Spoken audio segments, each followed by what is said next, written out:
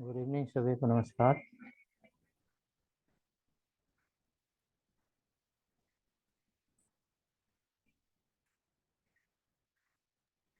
Good evening sir. Good evening good evening.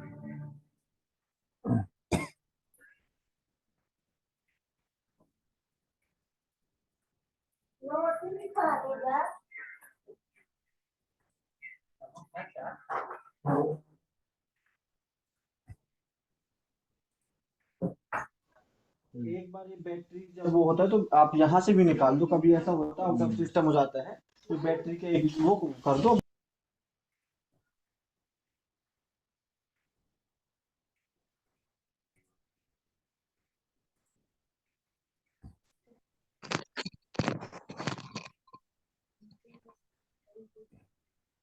Good evening sir. Good evening good evening. नमस्कार sir.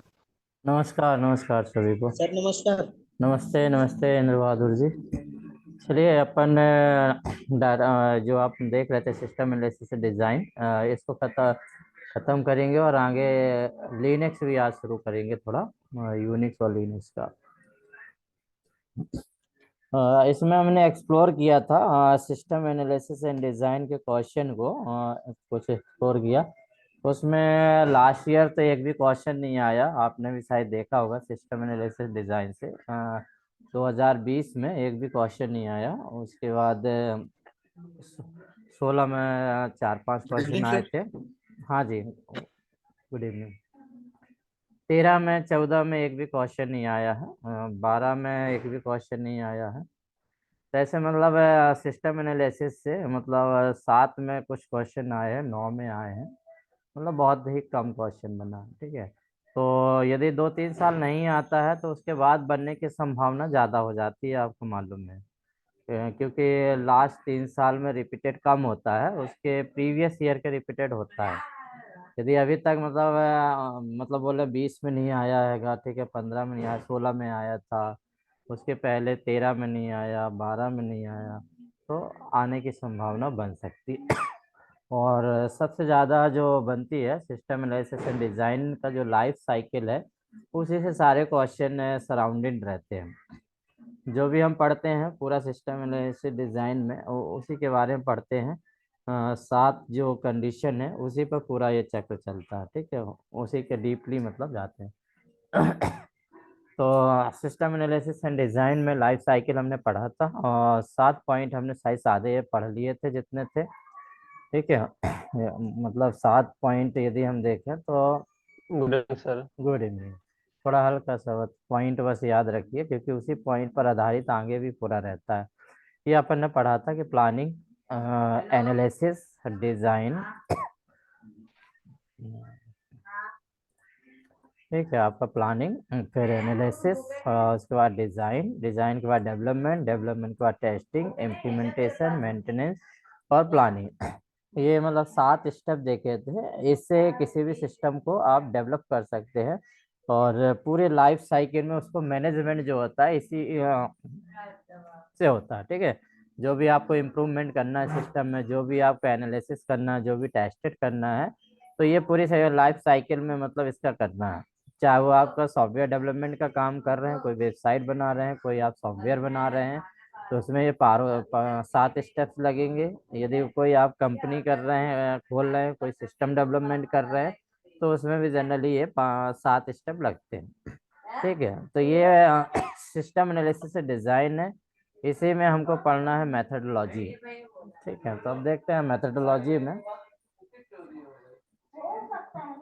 System development methodology. किसी भी system को develop बच्चों शांत रहोगे, ठीक है। किसी भी सिस्टम को डेवलपमेंट करने के लिए मेथडोलॉजी होती है। जैसे आप ही को हम दे दें कि भाई सॉफ्टवेयर डेवलपमेंट करना है, तो सबसे पहले आप मतलब टाइम पूछते हो कि सर इसकी रिक्वायरमेंट कब तक की है। 10 दिन में चाहिए सॉफ्टवेयर, 15 दिन में चाहिए है, ठीक है, या बोलेंगे 6 महीने में चाहिए, 1 साल में चाहिए। आप भी देखते होंगे सिस्टम में सामने वाले की रिक्वायरमेंट क्या है। रिक्वायरमेंट क्या है, बड़ा ऑर्गेनाइजेशन है, छोटा ऑर्गेनाइजेशन है, क्या क्या रिक्वायरमेंट है, रिक्वायरमेंट के हिसाब से आप उसकी टाइमिंग फिक्स करते हो, उसके मेथडोलॉजी तय तय करते हो। यदि किसी सिस्टम को डेवलप करने के लिए बहुत कम समय दिया गया है कि बहुत अर्जेंट, जैसे आपका कोविड चल रहा था, तो कोविड में जब चला तो गवर्नमेंट ने बहुत सारे जो है, जो एनआईसी ने डेवलप किया, बहुत तुरंत तुरंत में डेवलप किया। आपने देखा होगा कोरोना को डिटेक्ट करने के लिए बहुत सारे चीज, कोरोना से संबंधित ऐप जो है एनआईसी को काम दिया गया कि आपको डेवलप करना है। तो एनआईसी हमारी भारत सरकार का एक ऑथराइज्ड जो है सिस्टम डेवलपमेंट का काम करती है। जितने भी आईटी सॉफ्टवेयर होते हैं, जो गवर्नमेंट की वेबसाइट आईटी सॉफ्टवेयर है, वो एनआईसी डेवलप करती है। नेशनल इंफॉर्मेशन सिस्टम या सेंटर है, वो डेवलपमेंट करती है। तो हमने बोला कि कम समय होगा तो आपको क्या करना पड़ेगा, सॉफ्टवेयर को जल्दी बनाना पड़ेगा, सिस्टम को जल्दी डेवलप करना पड़ेगा। समय ज़्यादा है तो आपको सारे स्टेप्स को फॉलो करना पड़ता है, मतलब हम पूरा समय देंगे। तो उसी पर होते हैं कि मेथडोलॉजी जो है, आप जो सिस्टम डेवलपमेंट करना चाह रहे हैं, जो आप सॉफ्टवेयर बनाना चाह रहे हैं, ठीक है, या जो भी आप तंत्र को बनाना चाह रहे हैं, तो उसके लिए कौन सी विधि का यूज करेंगे, कौन से मेथडोलॉजी यूज करेंगे, ठीक है। तो developer have different methodology. Developer के पास बहुत सारी मेथडोलॉजी होती है, जिनमें से ये 4 मेथडोलॉजी का हम वर्णन कर रहे हैं। इसमें से हमने जेड छोड़ा हुआ है। वैसे तो डिफरेंट मेथडोलॉजी होती है, जनरली एग्जाम में, कॉम्पिटिटिव एग्जाम के पर्पज से जो होता है, ये 4 मेथडोलॉजी ज़्यादा आती है, इसीलिए अपन उस सिलेबस में रखा। हालांकि ये अपने पॉइंट ऑफ व्यू या सिलेबस में देखें तो ये सिलेबस में नहीं है मेथडोलॉजी, परंतु एक मॉडलिंग शब्द है, ठीक है, डिजाइन एंड मॉडलिंग। तो मॉडलिंग में हमारा मेथडोलॉजी भी आता है। तो इसमें आपके 4 मेथड है। वाटरफॉल मेथडोलॉजी का यूज कर रहे हैं आप। रैपिड एप्लीकेशन डेवलपमेंट, जैसे हमने बोले बहुत कम समय है, जल्दी डेवलपमेंट करना है, तो आपको रैपिड करना पड़ेगा, फास्ट डेवलपमेंट। एक्सट्रीम प्रोग्रामिंग करना है, ठीक है, एक्सट्रीम प्रोग्रामिंग का शॉर्ट फॉर्म होता है एक्सपी। या फिर हम एगिल मेथडोलॉजी का यूज करते हैं, एजिल मेथडोलॉजी। ये 4 मेथडोलॉजी है। इसमें हम देखें, पहले मेथडोलॉजी का टाइप करें, ये बहुत बार आता है जनरली कॉम्पिटिटिव एग्जाम में, कि वाटरफॉल मेथडोलॉजी। तो वाटरफॉल मेथडोलॉजी क्या, जैसे वाटर क्या होता है, ऊपर से नीचे बहता है, ये आपको मालूम है। वाटरफॉल जो होते हैं, ये झरने होते हैं, ऊपर से नीचे बहते हैं। और यदि जो झरना होता है, यदि समुद्र से मिलता है, तो वो एक लाइन जो बनाएगा, उस लाइन पे ही चलेगा, लाइन को ब्रेकअप नहीं करेगा। ऐसा नहीं कि जंप करके, मतलब ये जैसे नदी है, नदी का बहाव है कि नर्मदा नदी निकल रही, तो जहां जहां से जाएगा वहीं से जंप करके नहीं जाएगा, कि यहाँ से जंप करके कहीं दूसरे स्थान में चले जाएगा, या अगर लुप्त हो जाए फिर कहीं से निकला, ऐसा नहीं, वाटरफॉलिंग। तो इसमें क्या होता है जनरली सीक्वेंसल, सीक्वेंसल माने क्रमानुसार, activities based process in which each phase in the SDLC system development life cycle के जो प्रत्येक फेस है, प्रत्येक फेस मतलब जो 7 फेस हमने पढ़ा है, सभी फेस से होकर गुजरना है। इस perform subsequently from planning through implementation, मतलब आपका प्लानिंग से लेकर प्लानिंग, एनालिसिस, ठीक है, डेवलपमेंट, टेस्टिंग, ये सारा मतलब जो है वो सारे पॉइंट से होकर गुजरना है। कि प्लानिंग में जाना है, फिर एनालिसिस में जाना है, फिर डिज़ाइन में जाना है, फिर डेवलपमेंट में जाना है, फिर टेस्टिंग में जाना है, फिर इम्प्लीमेंटेशन में जाना है, फिर मेंटेनेंस में जाना है। तो दिस इज द एक वे है, ठीक है, एक वे है, उस वे पर ही जाना है और प्रत्येक स्टेप को फॉलो करना है। ये नहीं कि हमने प्लानिंग को छोड़ के डेवलपमेंट में आ गया, डेवलपमेंट के बाद सीधे हमने इम्प्लीमेंट कर दिया, ठीक है। तो ये शॉर्टकट मेथड यहाँ नहीं चलती है। वाटरफॉल मेथडोलॉजी का मतलब होता है कि जो एसडीएलसी लाइफ साइकिल जो है, उसके सारे स्टेप्स को उस प्रोजेक्ट में लगाना। कोई भी आपको प्रोजेक्ट मिला है डेवलपमेंट के लिए, और उसको आप डेवलप करना चाहते हो, और यदि सारे स्टेप से गुजरते हो, ठीक है, मतलब आप फॉलो करते हैं सारे स्टेप्स, तो that call is a waterfall methodology. तो बस इतना शब्द याद रखना है कि वाटर फॉल मेथडोलॉजी में जो होते हैं सीक्वेंशियल जो होते हैं, एसडीएलसी के सारे स्टेप्स को फॉलो किए जाते हैं, ये स्टेप बाय स्टेप। मतलब ऐसा नहीं कि 2 स्टेप का एक साथ काम हो रहा हो रहे, वो आपका नेक्स्ट वाले में देखेंगे। रैपिड एप्लीकेशन डेवलपमेंट, रेड, ये भी आपका मेथडोलॉजी है। रैपिड हमने बोला कि बहुत फास्ट, रैपिड का मतलब होता है तेज। यदि कोई सॉफ्टवेयर की जरूरत है आपको, बहुत जल्दी बना के दीजिए। कोई सिस्टम डेवलपमेंट है, बहुत जल्दी डेवलप करना है, तो उसके लिए हमको रैपिड एप्लीकेशन डेवलपमेंट स्कीम का यूज करना पड़ेगा। तो rapid application development also call the rapid prototyping. ठीक है, रैपिड प्रोटोटाइपिंग मतलब कोई भी सॉफ्टवेयर है उसका एक प्रोटोटाइप बनाना, बहुत जल्दी डेवलप कर देना और उसको टेस्टिंग में डाल देना कि भाई आप यूज करके देखिए, ये सही है तो इम्प्लीमेंट कर देंगे हम। तो एम्फेसाइजेस, ठीक है, एम्फेसाइज करेगा, फोर्स करेगा, ठीक है, इसके लिए intensive user involvement in the rapid and involuntary construction of the working prototype the system of accelerate the system development process। मतलब आपका जो सिस्टम एंड डेवलपमेंट प्रोसेस है कि स्टेप बाय स्टेप फॉलो करता है, उसको फास्ट करने के लिए ये बोलेगा। यदि हमने बोला कि भाई रेड अपनाना है, तो सामने समझ लीजिए कि आपको वो सॉफ्टवेयर, वो सिस्टम बहुत जल्दी डेवलप करना है।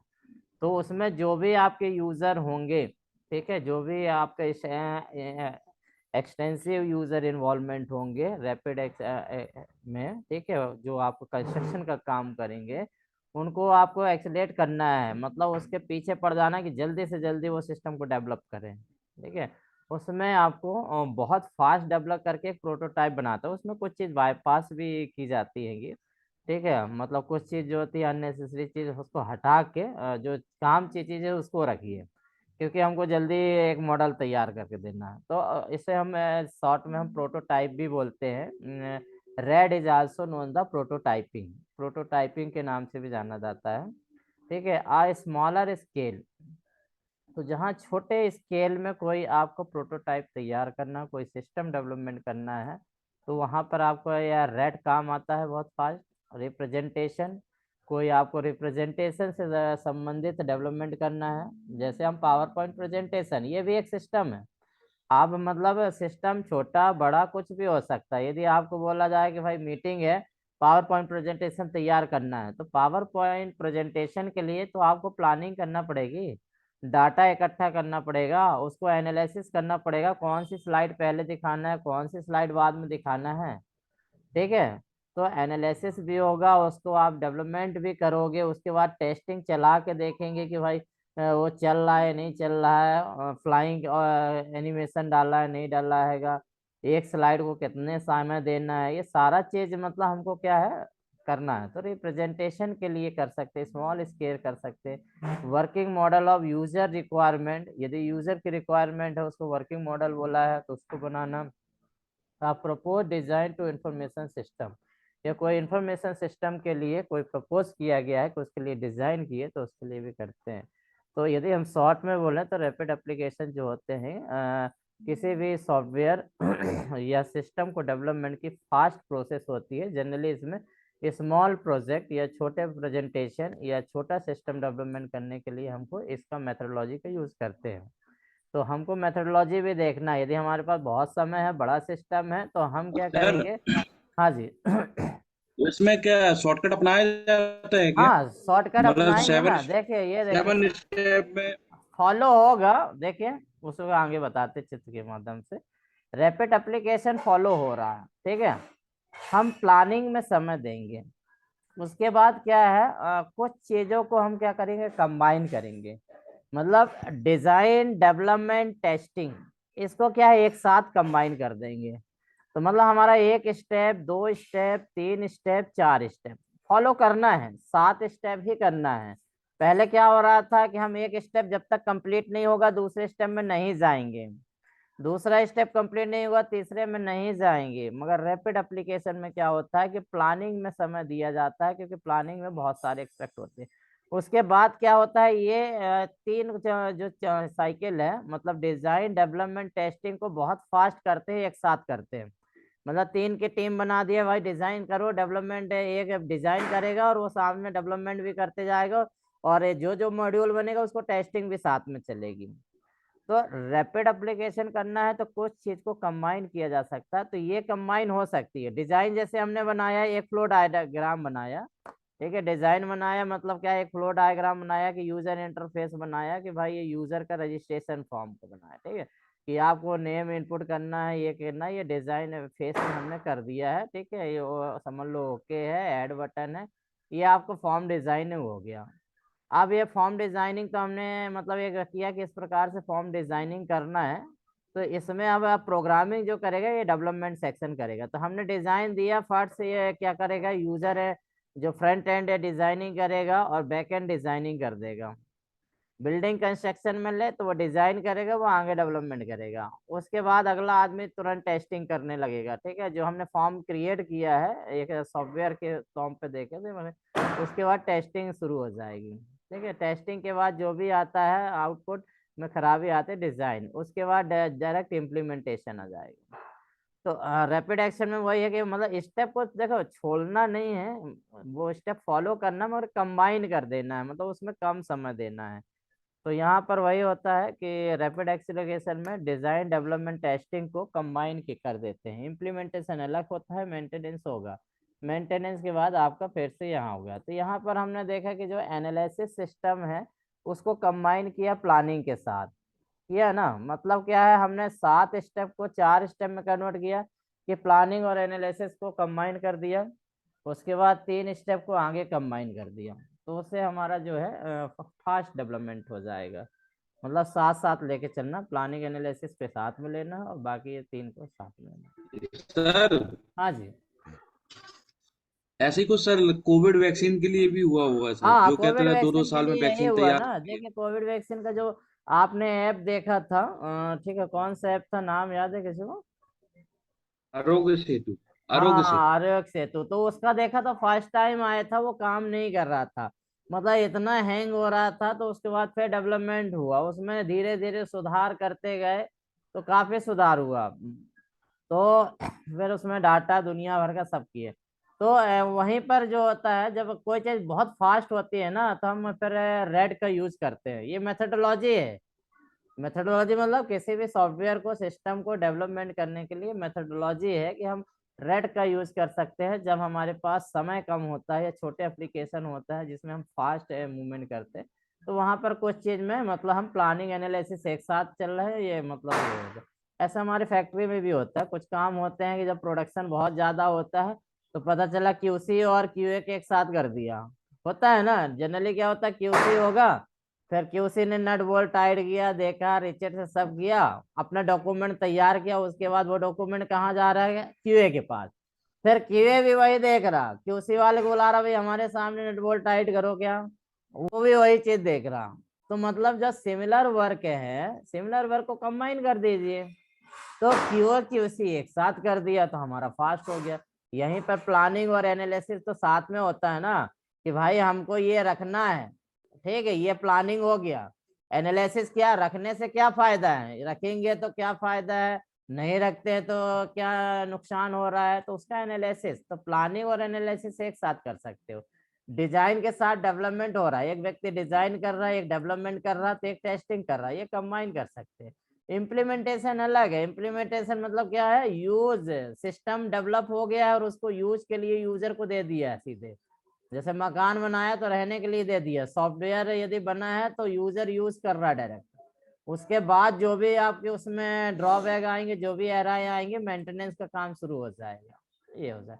चलो थर्ड देखते हैं, स्ट्रीम प्रोग्रामिंग। स्ट्रीम प्रोग्रामिंग में क्या होता है कि आपका break a project into tiny phases, जो आपका प्रोजेक्ट होता है छोटे छोटे भागों में डिवाइड कर दिया जाता है, ठीक है। phases and developer cannot continue to on the next phase until the first phase is complete। तो यदि आप मतलब जैसे हम प्लानिंग ही फेस ले, एक जैसे आपका प्लानिंग फेस है, तो ये मतलब बड़ा है, इस प्लानिंग फेस को ही क्या है, आपने ए में, बी में और सी में डिवाइड कर दिया। तो प्लानिंग मतलब कॉम्बिनेशन होगा, जैसे हमने एक सेल्स की प्लानिंग दे दिया, एक प्रोडक्शन की प्लानिंग दे दिया और एक के अकाउंट की प्लानिंग दे दिया।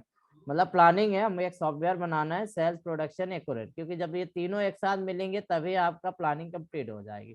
तो एक मॉड्यूल वे बना रहा है, एक ये बना रहा है, ये प्लानिंग फेस ही है।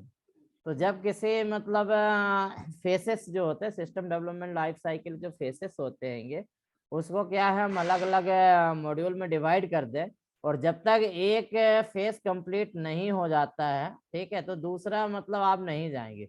मतलब प्लानिंग है, प्लानिंग के बाद कहाँ जाना है हमको? डिजाइन में। प्लानिंग के बाद सॉरी एनालिसिस में जाना है, तो एनालिसिस में नहीं पहुंचेंगे क्योंकि यहाँ पर क्या हमने तोड़ दिया है। तो जब ये कंबाइन होगा तो हमारा प्लानिंग होगा, फिर एनालिसिस हो गया। तो break a project into the tiny phases और development can not continue the next phase until the first phase is complete. जब तक फर्स्ट फेज कंप्लीट नहीं होगा, उसको मॉड्यूल कंप्लीट नहीं होगा, अगले फेज में नहीं जाना है, ठीक है। तो यहाँ पर वही जैसे प्लानिंग है रहेगा वही चीज है। तो यहाँ पर क्या है, जैसे एनालिसिस है, प्लानिंग किया, एनालिसिस आया, एनालिसिस के बाद डिजाइन, डिजाइन के बाद डेवलपमेंट, ये रहेगा। परंतु ये जो चित्र जो बता रहा है कि हमने क्या किया है, ये मॉड्यूल जो बनाया हैगा कंबाइन किया है। इसमें क्या है, बहुत सारे लोग हैं कि टिनी पार्ट जो है मतलब एनालिसिस के 3-4 भाग कर दिया, डिजाइन के 3 भाग कर दिया, डेवलपमेंट के कर दिया, और जब तक ये भाग कंप्लीट नहीं होगा आगे नहीं बढ़ेगा। ये नहीं होगा तो जनरली फर्स्ट वाला जो हमने टाइप पढ़ा था उसी टाइप से होता है, परंतु इसको और ब्रेकअप कर दिया जाता है, ठीक है।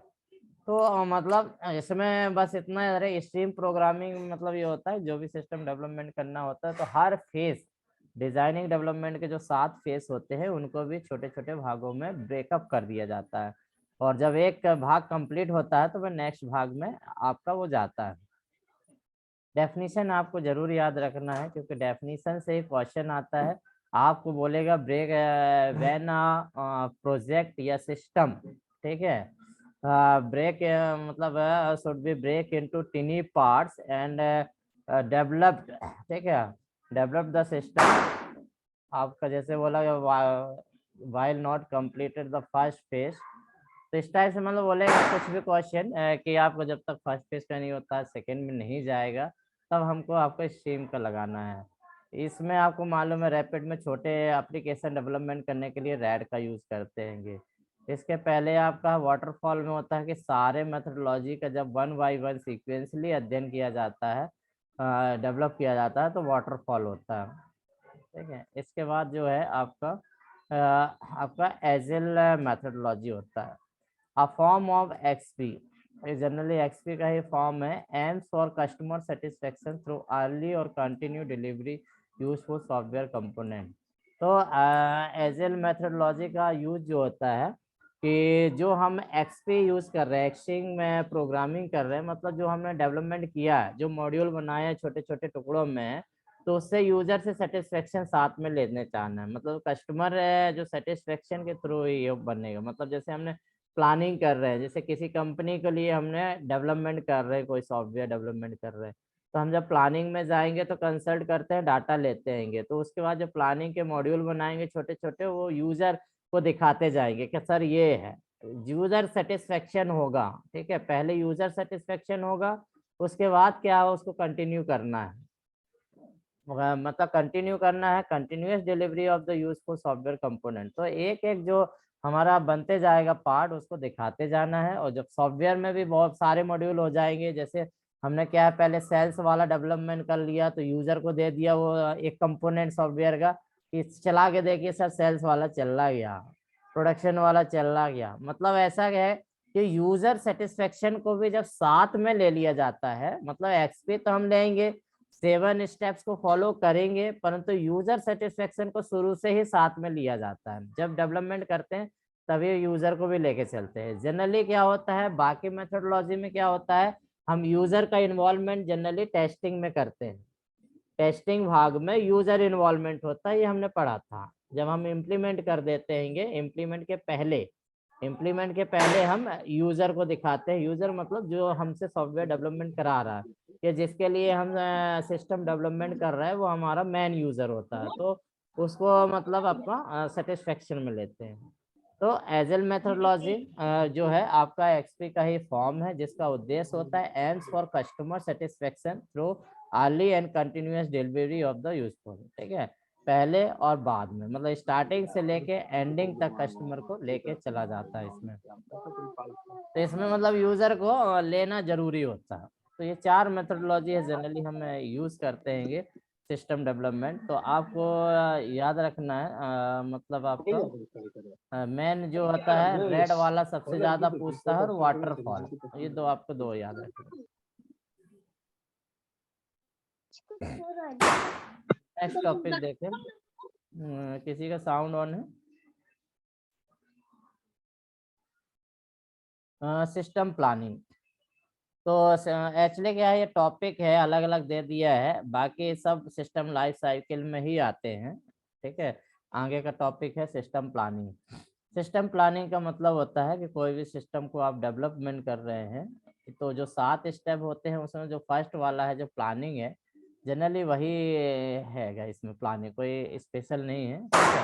तो this is the first phase of the SDLC and known as the identification of need.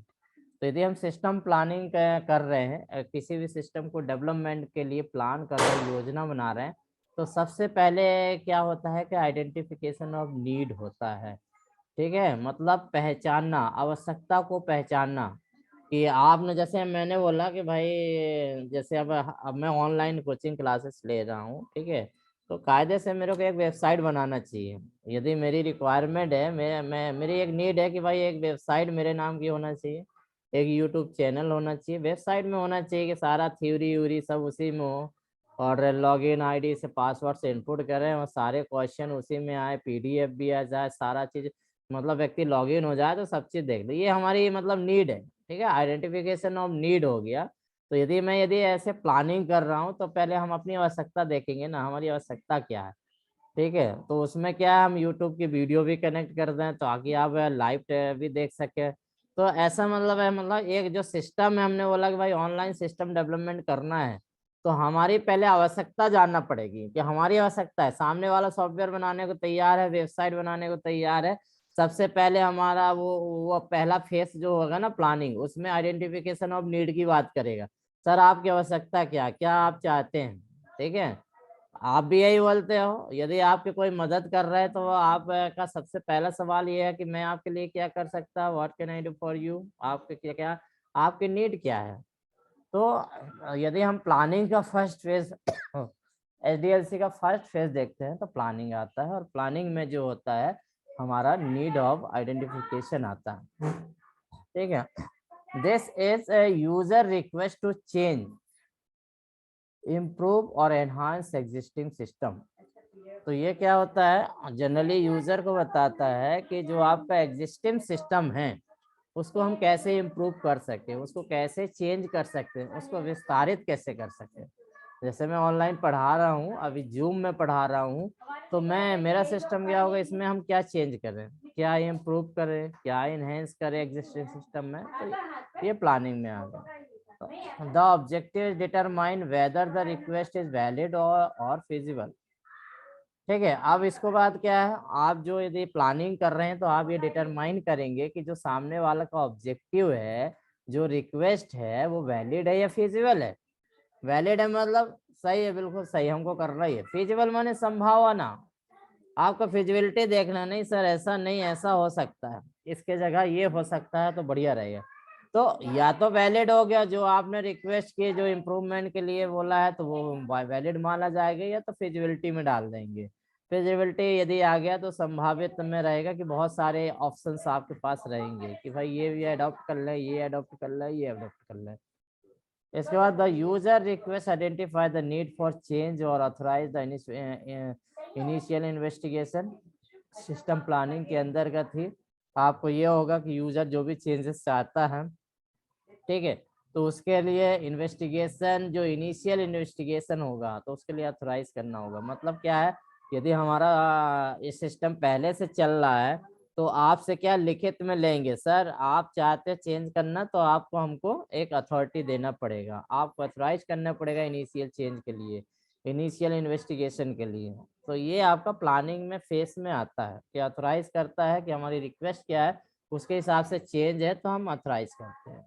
The sequence of system depend largely on how accuracy in the problem is defined, thoroughly investigated and properly carried out through the choice of solution।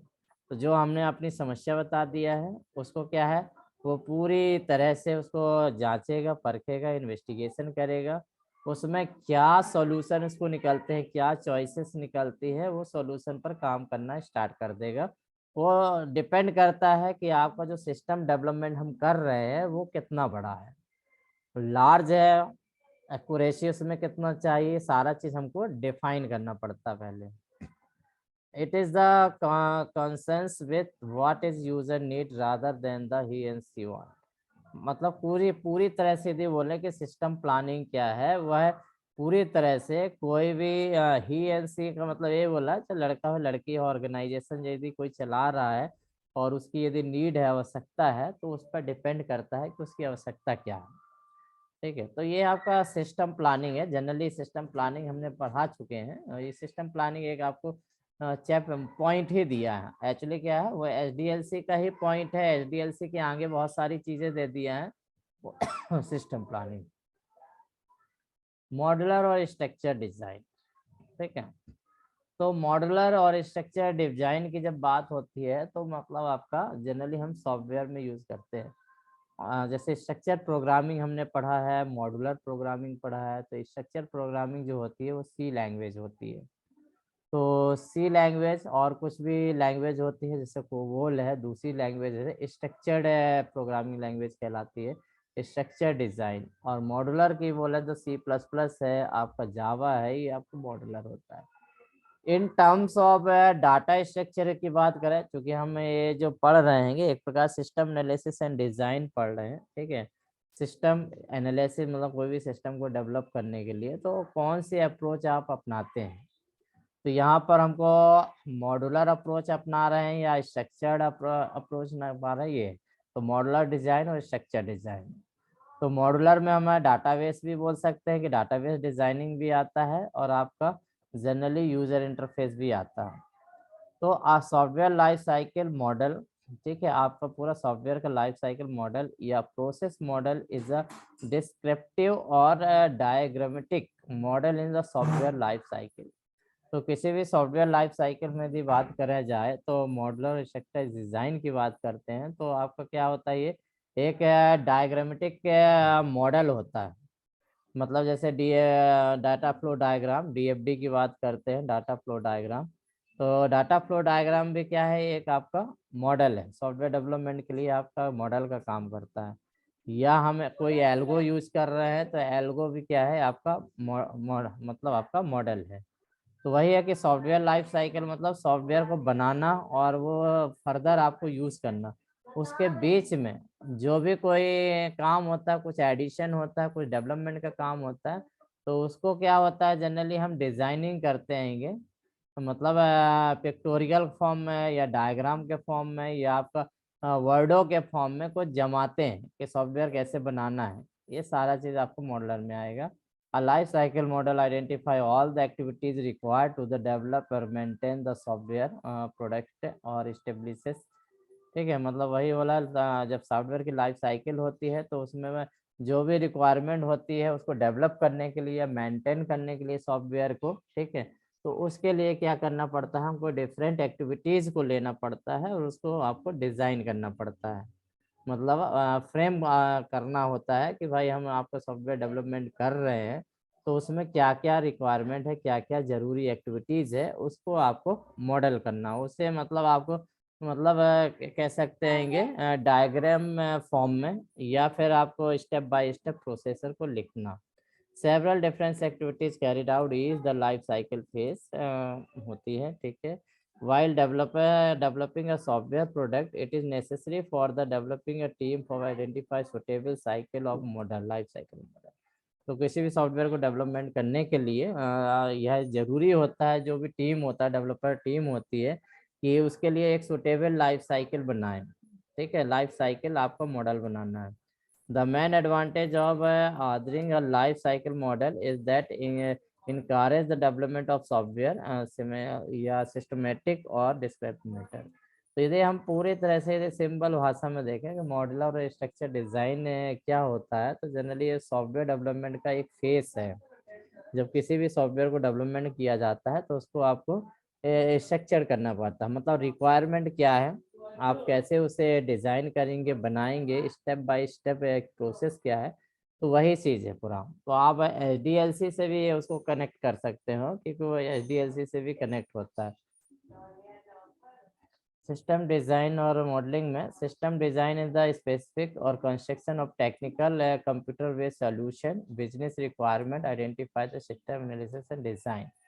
तो system design और modelling का मतलब वही बता रहा है। यहाँ पे डेफिनेशन एक्चुअली लिए क्लियर करना चाहते हैं कि ये है क्या, इससे क्वेश्चन नहीं बनेगा, आप निश्चिंत रहें। ठीक है, इससे जनरली ये वाला टॉपिक से क्वेश्चन नहीं बनता है। मतलब ये बता रहा है कि आपका ये है एक कंप्यूटर बेस्ड सोल्यूशन है किसी भी बिजनेस में। यदि आपकी कोई रिक्वायरमेंट है, ठीक है, या सिस्टम एनालिसिस के कुछ फेस होते हैं, तो उसका मतलब क्या, computer based solution. Computer based मतलब हमने बोला ना, आपका डायग्राम के माध्यम से या पीपीटी के माध्यम से सॉल्यूशन देना कि भाई इसके बाद ये होना, इसके बाद ये होना, इसके बाद ये होना। तो जो भी समस्याएं होंगी, जो भी आपकी रिक्वायरमेंट हो, उसे आइडेंटिफाई करना, उसको सिस्टम में रखना। ठीक है, वो हैगा आपका सिस्टम डिजाइन में आता है। तो जो डिजाइन अपन ने पढ़ा था, मतलब पहला प्लानिंग, प्लानिंग के बाद डिजाइन, तो सिस्टम डिजाइन वही चीज है, अलग नहीं है। During design system analysis convert the descriptive of the recommended alternative solution into the logical and the physical system specification. तो जो भी आप सिस्टम डेवलपमेंट कर रहे हैं, ठीक है, तो डिजाइन, जब सिस्टम डिजाइन करते हैं तो जितने भी आपका अल्टरनेटिव सॉल्यूशन होते हैं किसी भी समस्या, क्योंकि आप सिस्टम डिजाइन क्यों करते हैं, किसी टारगेट या गोल को अचीव करने के लिए। और उस गोल को अचीव करने के लिए जितने भी आपके प्रॉब्लम होगी, समस्या होगी, तो उसके लिए सॉल्यूशन होगा। तो उसका लॉजिकल और फिजिकल सॉल्यूशन जो है या स्पेसिफिकेशन है, हमको पहले से ही डिफाइन करना पड़ता है। लॉजिकल माने जो आपके लॉजिक है, ठीक है, जिसमें कंडीशनल चीजें रहती हैंगी। जैसे हमने बोला कि यदि हमको एक बिजनेस करना है, तो बिजनेस करना, जैसे हमको बोलना किताबों का बिजनेस करना है, तो किताबों का बिजनेस करना है, तो किस टाइप से किताबों का बिजनेस करना है, तो वो आपका लॉजिकल होता है। ठीक है, फिजिकल माने किताबें लाना है, बेचना है, या लाइब्रेरी खोलना है, ये फिजिकल हो जाएगा। मगर लॉजिकल मतलब उसमें लॉजिक लगाना, उसमें तर्क होना चाहिए। ठीक है, कि मतलब या ट्रू होगा तो ये आएगा, फॉल्स होगा तो वो होगा। तो ये आपका मतलब इसमें भी डिजाइन करते समय या मॉडल बनाते समय ये सारे फैक्ट को हमको ध्यान में रखना है। डेटाबेस और डिजाइन, इसके बाद क्या होता है, डेटाबेस डिजाइन होगा। Database design with the help of data modelling tool. तो डाटा मॉडलिंग टूल के माध्यम से हमको क्या करना है, डेटाबेस डिजाइन करना है। डेटाबेस का हम थोड़ा आरडीबीएमएस में पढ़ेंगे। जैसे हमने यहाँ पे एग्जांपल लिया हुआ है कि ईआर डायग्राम। तो ईआर मतलब एंटिटी रिलेशनशिप मॉडल बोलते हैं इसको, डाटा मॉडल बोलते हैं। तो डाटा मॉडल है या सिस्टम मॉडल भी बोला जाता है ईआर डायग्राम। तो ईआर डायग्राम जो होता है वो टेबल, एंटिटी, रोज, इनका मतलब कॉम्बिनेशन होता है, बताता है कि डाटा कहाँ से कहाँ जाएगा। जैसे यदि हम बोल रहे हैं कि हाँ ईआर में मॉडल है, डाटा मॉडल बनाते हैं, तो एक आप जनरली क्या बनाते होगे, एक डेटाबेस बनाते हैं, डीबीएमएस यदि बोल रहे हैं डाटाबेस। तो यदि हम लाइब्रेरी कर लेते हैं, तो कस्टमर एक टेबल बनानी पड़ेगी, जिसमें कस्टमर की डिटेल होगी, नेम होगा, एड्रेस होगा, इसका एनरोलमेंट नंबर होगा, ये सारा होगा। उसके बाद आप फी लेंगे, तो फीस की एक टेबल बनेगी। मतलब फीस में क्या होगा, उसका जो आपका रजिस्ट्रेशन नंबर है, फिर मंथ है, किस मंथ की फीस है और कितना अमाउंट है, ये है, और रिमार्क दिया रहेगा। ठीक है, मतलब ये हो गया। एक आपकी बुक की बनेगी, एक टेबल आप बुक की बनाओगे कि आपके पास कौन कौन सी बुक अवेलेबल है। ठीक है, एक आप बनाएंगे परचेस की, जब आप बुक खरीद के लाएंगे तो उसको भी डाटा मेंटेन करना पड़ेगा कि किस तारीख को हमने बुक खरीदा है, उसका एडिशन क्या है, पब्लिकेशर कौन सा है। तो बुक की डिटेल भी आपके पास होगी, बुक की डिटेल और परचेस डिटेल, कब खरीदा है। तो ये जो हैंगे, ये आपके एंटिटी कहलाती है, इसको बोलते हैं एंटिटी। जो टेबल होती है, जो पर्टिकुलर किसी से संबंधित डिटेल को रखती है, जैसे हमारा पर्सनल डिटेल होता है, तो वो आपका एंटिटी होता है। ठीक है, यदि हम अपनी पेमेंट डिटेल, पे स्लिप की बात करते हैं, तो वो एक एंटिटी हुआ। तो ये सारे एंटिटी है, एंटिटी के बीच रिलेशन होता है। ठीक है, कस्टमर, यदि आप बुक इशू कर रहे हैं कस्टमर को, तो आपको मालूम है कि कस्टमर को बुक देना है, तो बुक और कस्टमर के बीच में क्या होगा, एक रिलेशन होगा। यदि आप फीस जमा कर रहे हैं, लाइब्रेरी की मंथली फीस जमा कर रहे हैं, तो इसका रिलेशन इससे होगा। ठीक है, ठीक है। यदि आप बुक खरीद के ला रहे हैं तो लाइब्रेरी में जाएंगे तो इसका रिलेशन इससे होगा। तो यहाँ पर क्या है, एंटिटी के बीच में जो आपके टेबल बनी है, जो डाटा का कलेक्शन बना है, उनके बीच में भी इंटर रिलेशन होता है, तभी तो डाटा कनेक्ट होगा एक दूसरे से। तो जब यह कनेक्ट होता है तो यही को हम बोलते हैं डाटा मॉडल। ये हमारा डाटा मॉडल है सिस्टम का, सिस्टम डाटा मॉडल भी आप बोल सकते हो। तो यहाँ पर एक एग्जाम है कि database are design with the help of data modelling tool. Data modelling tool के माध्यम से हमको डाटा डिजाइन करना है। डाटा मॉडलिंग का एक बोला कि भाई ईआर डायग्राम, ईआर डायग्राम के माध्यम से हम बना सकते हैं। ठीक है, या फिर हम बोले computer process are design with the help of structured English notation. कभी कभी क्या होता है, हम इंग्लिश नोटेशन के माध्यम से थीसिस वर्क, जैसे अभी हम बोले कि ये जो हमारा है, जो हम पढ़ा रहे हैं, ये डाटा है, परंतु ये क्या है, स्ट्रक्चर्ड इंग्लिश नोटेशन है। यहाँ पर आप जो देख रहे हैं ना, ये हमने केवल लिख दिया है, उसी चीज को पढ़ के आपको समझा रहे हैं, तो इसको बोलते हैं स्ट्रक्चर्ड इंग्लिश नोटेशन। इसमें हम टेबल के फॉर्म में यूज नहीं कर रहे हैं, ना ही कोई रिलेशन है, पीडीएफ है, एक के बाद एक हम फाइल आपको दिखाते जा रहे हैं। तो ये, इसके बाद हम डिसीजन ट्री या डिसीजन टेबल का भी यूज कर सकते हैं। ट्री जो हमने पढ़ाया हुआ है उसी प्रकार ट्री या डिसीजन टेबल, मतलब ट्रू फॉल्स करके उसका यूज कर सकते हैं। ये सब डाटा मॉडल है, टेबल का यूज है, लॉजिकल डाटा है, ये स्पेसिफिक हार्डवेयर सॉफ्टवेयर प्लेटफॉर्म में काम करते हैं। जैसे ऑरेकल हो गया, डाटा मॉडल ही है। यदि हम ऑरेकल की बात करें तो वो अपना आप डाटा मॉडल है। एमएस एक्सेस है, वो एक आपका डीबीएमएस है। ठीक है, डाटाबेस मैनेजमेंट सिस्टम है, वो भी एक रिलेशन है।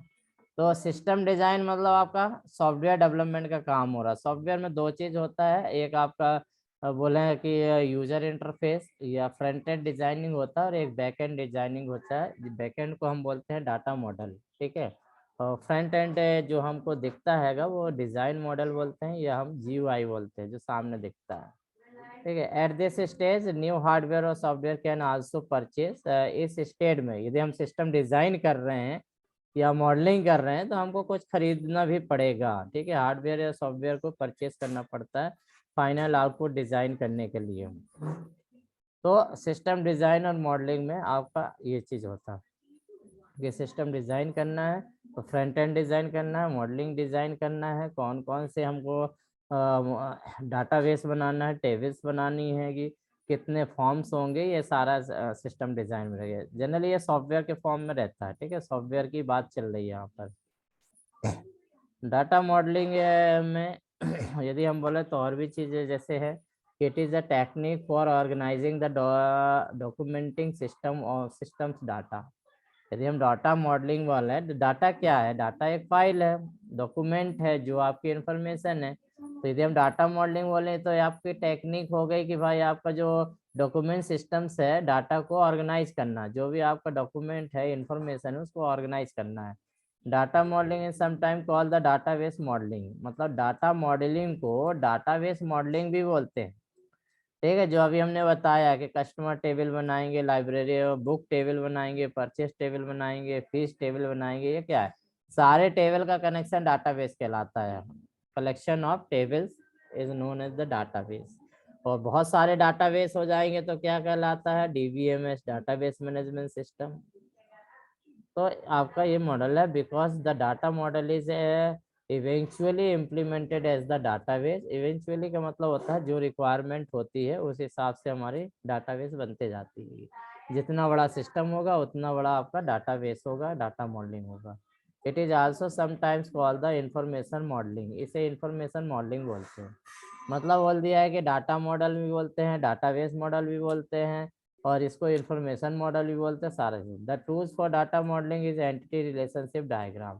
तो यदि हम टूल की बात करते हैं कि डाटा मॉडल का सबसे ज़्यादा यूज किया जाने वाला टूल कौन सा है, तो ईआर डायग्राम होता है। ये क्वेश्चन आया हुआ है। ठीक है, एंटिटी रिलेशनशिप डायग्राम।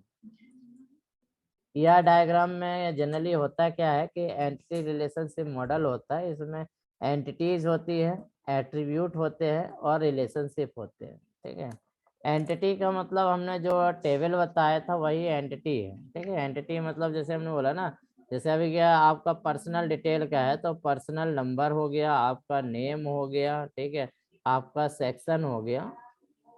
यदि ये पूरा यदि हम बोले तो ये आपका पर्सनल डिटेल का टेबल है, ठीक है, ये पर्सनल टेबल। तो ये आपका एंटिटी है, इसको हम बोलेंगे एंटिटी। एंटिटी के अंदर ये जो पर्सनल नंबर है, जो पर्सनल नंबर यूज कर रहे हैं कि 101 या 102, तो इसको बोलते हैं एट्रीब्यूट। तो ये आपका एट्रीब्यूट है। एट्रीब्यूट माने गुण या फील्ड, ठीक है। इसके बाद रिलेशनशिप, रिलेशनशिप यदि बोला जाए तो आपका इसके बाद यदि एक और टेबल बना दिया जाए आपकी सैलरी का, ठीक है, सैलरी का टेबल बना दिया जाए तो इनके बीच जो रिलेशनशिप स्टेब्लिश होगा, क्योंकि पर्सनल नंबर के हिसाब से सैलरी जाएगी, तो इनके बीच जो होगा उसको बोलते हैं रिलेशनशिप। तो एंटिटी एट्रीब्यूट रिलेशनशिप जो होता है ये डायग्राम होता है, ये अपन पढ़ेंगे, ठीक है, डीबीएमएस में डिटेल में है। जब आपका चैप्टर ही है डीबीएमएस तो उसमें आप ईआर का विस्तार से पढ़ेंगे। तो कुल मिला के डाटा मॉडलिंग मतलब होता है डाटाबेस बनाना। इसके बाद अगला यूनिट होता है इनपुट आउटपुट स्पेसिफिकेशन, ठीक है। इनपुट आप समझ रहे हैं कि किसी भी सिस्टम को डेवलपमेंट करने के लिए, ठीक है, चाहे आप उद्योग धंधे की बात करें या हम सॉफ्टवेयर की बात करें, क्योंकि हम कंप्यूटर फील्ड में काम कर रहे हैं, कंप्यूटर ही पढ़ रहे हैं, तो इसलिए हम इसमें सॉफ्टवेयर की बात करते हैं। तो इनपुट आउटपुट स्पेसिफिकेशन माने इनपुट क्या होना चाहिए। सपोज आप यदि मोबाइल खरीदते हैं, आप मोबाइल खरीदते हो तो आपका इनपुट क्या होता है। आप सबसे पहले ये देखते हो कि भाई रैम इतना होना चाहिए, 6 GB 4 GB, आप स्पेसिफिकेशन बता रहे हैं कि भाई इसमें इतना तो होना चाहिए, ठीक है, स्पेस इतना होना चाहिए, एंड्रॉयड वर्जन क्या होता है 8 से अबव होना चाहिए, स्क्रीन इतनी इंच चाहिए हमको, ये अपना क्या आप एक स्पेसिफिकेशन बता रहे हैं कि भाई ये चीज उसमें इनपुट होना चाहिए तभी हम लेंगे मोबाइल। तो वैसे ही सिस्टम जब डेवलपमेंट किया जाता है तो हमारे इनपुट्स होते हैं जो स्टार्टिंग में हम प्लानिंग करते हैं, प्लानिंग एनालिसिस जब होता है तो उसी में इनपुट होता है। प्लानिंग एनालिसिस सिस्टम में सारे डाटा को लिया जाता है। अब जब सॉफ्टवेयर बन जाता है तो वो हमारा आउटपुट होता है। तो आउटपुट स्पेसिफिकेशन में क्या होगा, इनपुट में क्या होगा, ये हम दोनों का ही ध्यान रखते हैं। तो इनपुट आउटपुट का सिंपल है। इनपुट मतलब होता है हाउ, कैसे। तो traditional specification fall under this category as they are explain in great detail how to client expect their supplier to achieve their goal, ठीक है। जनरली बोला जाता है कि आपका सिस्टम डेवलपमेंट करना है तो आपका नीड क्या है, आपका गोल क्या है, आपका उद्देश्य क्या है। जैसे हमने बोला हमारा भाई एक दुकान खोलना है जिसको हमको प्रॉफिट करना है, हम 5 लाख लगाएं तो 5 साल या 4 साल में वो 10 लाख हो गए, ये हमारा उद्देश्य हो गया, गोल हो गया, ठीक है। या मैं बोला ये मुझे एक जो सॉफ्टवेयर डेवलप करना है, ठीक है, किसके लिए, ऑनलाइन क्लासेस के लिए, ये हमारा गोल है। और गोल है ऐसा है कि उसमें सारी चीज हो जाए और ज्यादा से ज्यादा कस्टमर हमको जुड़े, तो ये हमारा एक गोल हो सकता है। तो इसके लिए इनपुट चाहिए होगा ना, ठीक है, इनपुट हमको देना पड़ेगा। तो किसी भी चीज के क्लाइंट की आवश्यकता क्या है उसके हिसाब से इनपुट होता हैगा। जैसे हमने बोला कि हमको 10 करोड़ कमाना है, आपने एक ऐसा बिजनेस एडवाइजर के पास जा रहे हैं जो बिजनेस की सलाह देता है, ठीक है, वो सिस्टम डेवलपमेंट डेवलपर है। यदि हम एडवाइजर के पास जा रहे हैं, हमारे पास 10 करोड़ की लॉटरी लग गई है परंतु हमको नॉलेज नहीं है बिजनेस कैसे करना, तो आप क्या करेंगे, उसके पास जाएंगे फाइनेंसर के पास, वो बताएगा तरीका, ठीक है। तो वहां से हमने क्या दिया कि अब वो बोलेगा भाई आप कितना लगाओगे इनपुट, आप क्या लगाओगे, तो आप बोलेगे भाई 10 करोड़ लगाऊंगा, ठीक है, 10 करोड़ लगाऊंगा। उसके बाद और वो इनपुट पूछेगा भाई ठीक है उसके लिए आपके पास क्या जमीन जायदाद या कोई मार्केट में घर और ये दुकान उकान है क्या, ठीक है। तो ये कुछ इनपुट वो आपसे जानकारी लेगा, मतलब आपका फाइनेंशियल भी ले लिया, कुछ इनपुट जानकारी लेगा, साथ में आप पूछ सकता है किसका बिजनेस करना चाहते हैं, वो आपका इनपुट होगा। तो इनपुट स्पेसिफिकेशन से ही आप टारगेट में पहुंचेंगे। जैसे यदि हमारा प्रोडक्शन की बात करते तो आपने हमने शुरू में पढ़ाया था ना रॉ मटेरियल, रॉ मटेरियल आपका क्या है, इनपुट है। उसके बाद अपन ने पढ़ा था लेबर, लेबर आपका इनपुट है। उसके बाद अदर एक्सपेंसेस हमने पढ़ा था, वो हमारा इनपुट है। और आउटपुट में हमको क्या बन रहा है, हमारा प्रोडक्ट मिल रहा है, और प्रोडक्ट को बेचने के बाद हमको एक अमाउंट मिल रहा है, वो हमारा आउटपुट हो रहा है। तो इनपुट मतलब वही होता है कि किसी भी टारगेट को अचीव करने के लिए क्लाइंट की एक्सपेक्टेशन क्या है, क्लाइंट क्या चाहता है, उसके हिसाब से इनपुट होता है। क्लाइंट की जितनी बड़ी इच्छाएं होंगी, जितना बड़ा गोल होगा, इनपुट उतना ही ज्यादा होगा। तो हाउ कैसे मतलब वही बोल रहा है कि जो भी आउटपुट होगा, जो भी गोल होगा, तो उसे कैसे अचीव करेंगे, देखिए उसे कैसे अचीव करेगा, हाउ कैसे, तो इनपुट देना पड़ेगा। तो identify clear technical standard to be met accompanied by the detailed plans, drawing, blueprint, projection, bills of quantity सारे। तो ये आपके देखे इनपुट में कुछ एग्जांपल दिया है कि पहले तो कोई भी टेक्निकल स्टैंडर्ड जो होता है आइडेंटिफाई करिए गोल के लिए क्या हो सकता है, तो मीट करने के लिए। तो उन्होंने बोला भाई एक डिटेल प्लान होना चाहिए आपके पास, ड्राइंग होना चाहिए, सब इनपुट है। ठीक है, प्लान है भाई, कोई योजना है ना, जैसे हमने बोला भाई ये हमको कमाना है, वो हमारी है, कैसे कमाना है पर एडवाइजर बताएगा, प्लान बताएगा भाई, उसका ड्राइंग बताएगा, ब्लूप्रिंट देगा, ठीक है, प्रोजेक्शन करेगा, उसमें बिल ऑफ क्वांटिटीज होंगे, सारा चीज कितना है, तो ये सारा आपका इनपुट होगा, इसी के हिसाब से आपका आउटपुट होगा। तो इनपुट स्पेसिफिकेशन माने जो है आउटपुट को प्राप्त करने के लिए क्या क्या उसमें रिसोर्सेस लगाना है, क्या क्या सोर्स लगाना है, वो हमारा इनपुट हुआ। जैसे उद्योग में आप मशीनरी लगाते हैं, लेबर लगाते हैं, मनी लगाते हैं, ये सारे इनपुट स्पेसिफिकेशन है। ठीक है, जैसा इनपुट लगाएंगे वैसा ही आउटपुट आएगा। आउटपुट होता है वाट, क्या। जनरली हम आपसे पूछते हैं ना, आप चाहते क्या हो। ठीक है, आप बिजनेस एस्टेब्लिश कर रहे हैं, आप सिस्टम बना रहे हैं, यदि आप सॉफ्टवेयर बना रहे हैं, तो आप क्या चाहते हो, व्हाट यू वांट टू, क्या चाहते हो आप, तो वो आपको आउटपुट होता है। आउटपुट स्पेसिफिकेशन मतलब आप क्या चाहते हो। तो an output oriented specification steps back from the details of how client expect, मतलब बैक में जाइए, जो आप जनरली क्लाइंट क्या एक्सेप्ट कर रहा है, क्या उसके इच्छाएं हैं, उसके हिसाब से ही आपका आउटपुट आपको देना है। ठीक है, supply to achieve their goals, मतलब जो भी है उसको सप्लाई करना है उसका गोल को। Provide them with what output expected with from the solution of supplier is the proposing to the delivered. This gives supplier to freedom to assist their client in developing the best route to the specified or result.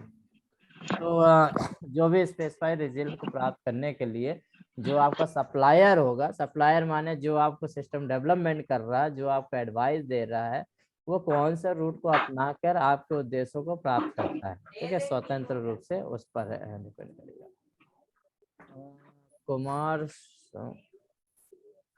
Sorry थोड़ा, ठीक है। तो output specification do not need to be any less informative, ठीक है, या फिर detail, और they simply take the different approach. मतलब आउटपुट स्पेसिफिकेशन जो होता है, जो आपकी आवश्यकता, मतलब क्या है, यदि हम सिंपल बोले कि इनपुट की जो आवश्यकता, उसी के हिसाब से जो आउटपुट होगा उसी के को ही हम बोलेंगे आउटपुट स्पेसिफिकेशन। तो आउटपुट स्पेसिफिकेशन बहुत सारी होती है, मतलब आउटपुट आपको कैसा चाहिए, ये सारा चीज रहता है। शब्द का मीनिंग बस आपको मालूम होना चाहिए, बाकी ज्यादा दिमाग नहीं लगाना है। आउटपुट स्पेसिफिकेशन मतलब यूजर क्या चाहता है। इनपुट स्पेसिफिकेशन माने इस सिस्टम को डेवलपमेंट के लिए क्या क्या जरूरी रिसोर्सेस हैं, वो आपका input. Computer system audit and security, ये आपका लास्ट टॉपिक है इसमें, कंप्यूटर सिस्टम ऑडिट। और जैसे आप किसी भी सिस्टम को आप डेवलप कर लेते हैं, ठीक है, यदि सॉफ्टवेयर बना लेते हैं, तो उसका ऑडिट भी करना पड़ता है। ऑडिट करना मतलब क्या, यूजर से पूछना, और या जो आप मालिक जिसको हमने दिया है सॉफ्टवेयर, उससे पूछना सही काम कर रहा सॉफ्टवेयर, नहीं कर रहा हैगा, कोई ड्रॉबैक तो नहीं आ रहा। तो ऑडिट करते समय ऑडिट मतलब गलतियों को पकड़ना। यदि ऑडिट शब्द का अर्थ लगे तो ऑडिट माने क्या होता है, गलतियों को पकड़ना और पकड़कर उसमें सुधार करवाना, ऑडिट का अर्थ ही होता है। फैक्ट्री में भी ऑडिट होता है, क्या होता है, जो आपके पॉलिसीज बनी है, उस पॉलिसीज के हिसाब से वर्कर या एम्प्लॉयर काम कर रहा है या नहीं कर रहा है, पॉलिसीज के, जैसे हमने बोला फैक्ट्री एक्ट क्या है, पॉलिसीज है। अब वो पॉलिसीज के अधीन काम कर रहा है नहीं है, फैक्ट्री इंस्पेक्टर क्या है, ऑडिट करता है।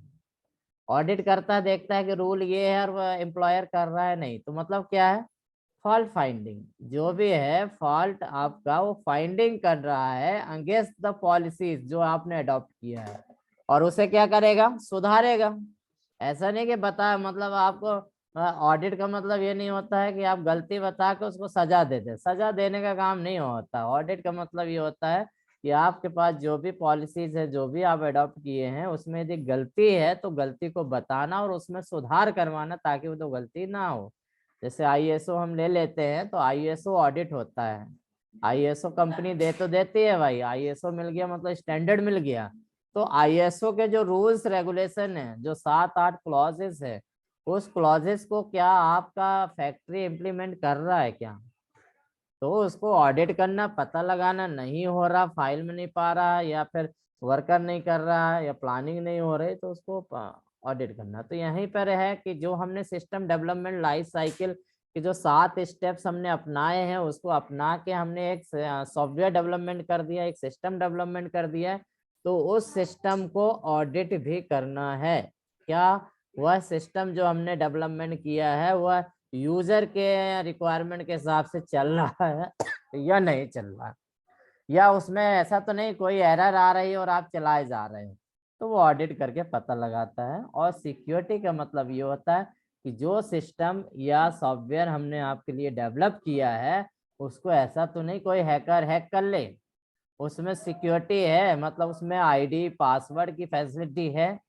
उसका जो आप रन कर रहे हैं, उसमें फायरवॉल एंटीवायरस इंस्टॉल है या नहीं है, ठीक है, लिनक्स में है या फिर विंडो ऑपरेटिंग सिस्टम में, किस में है।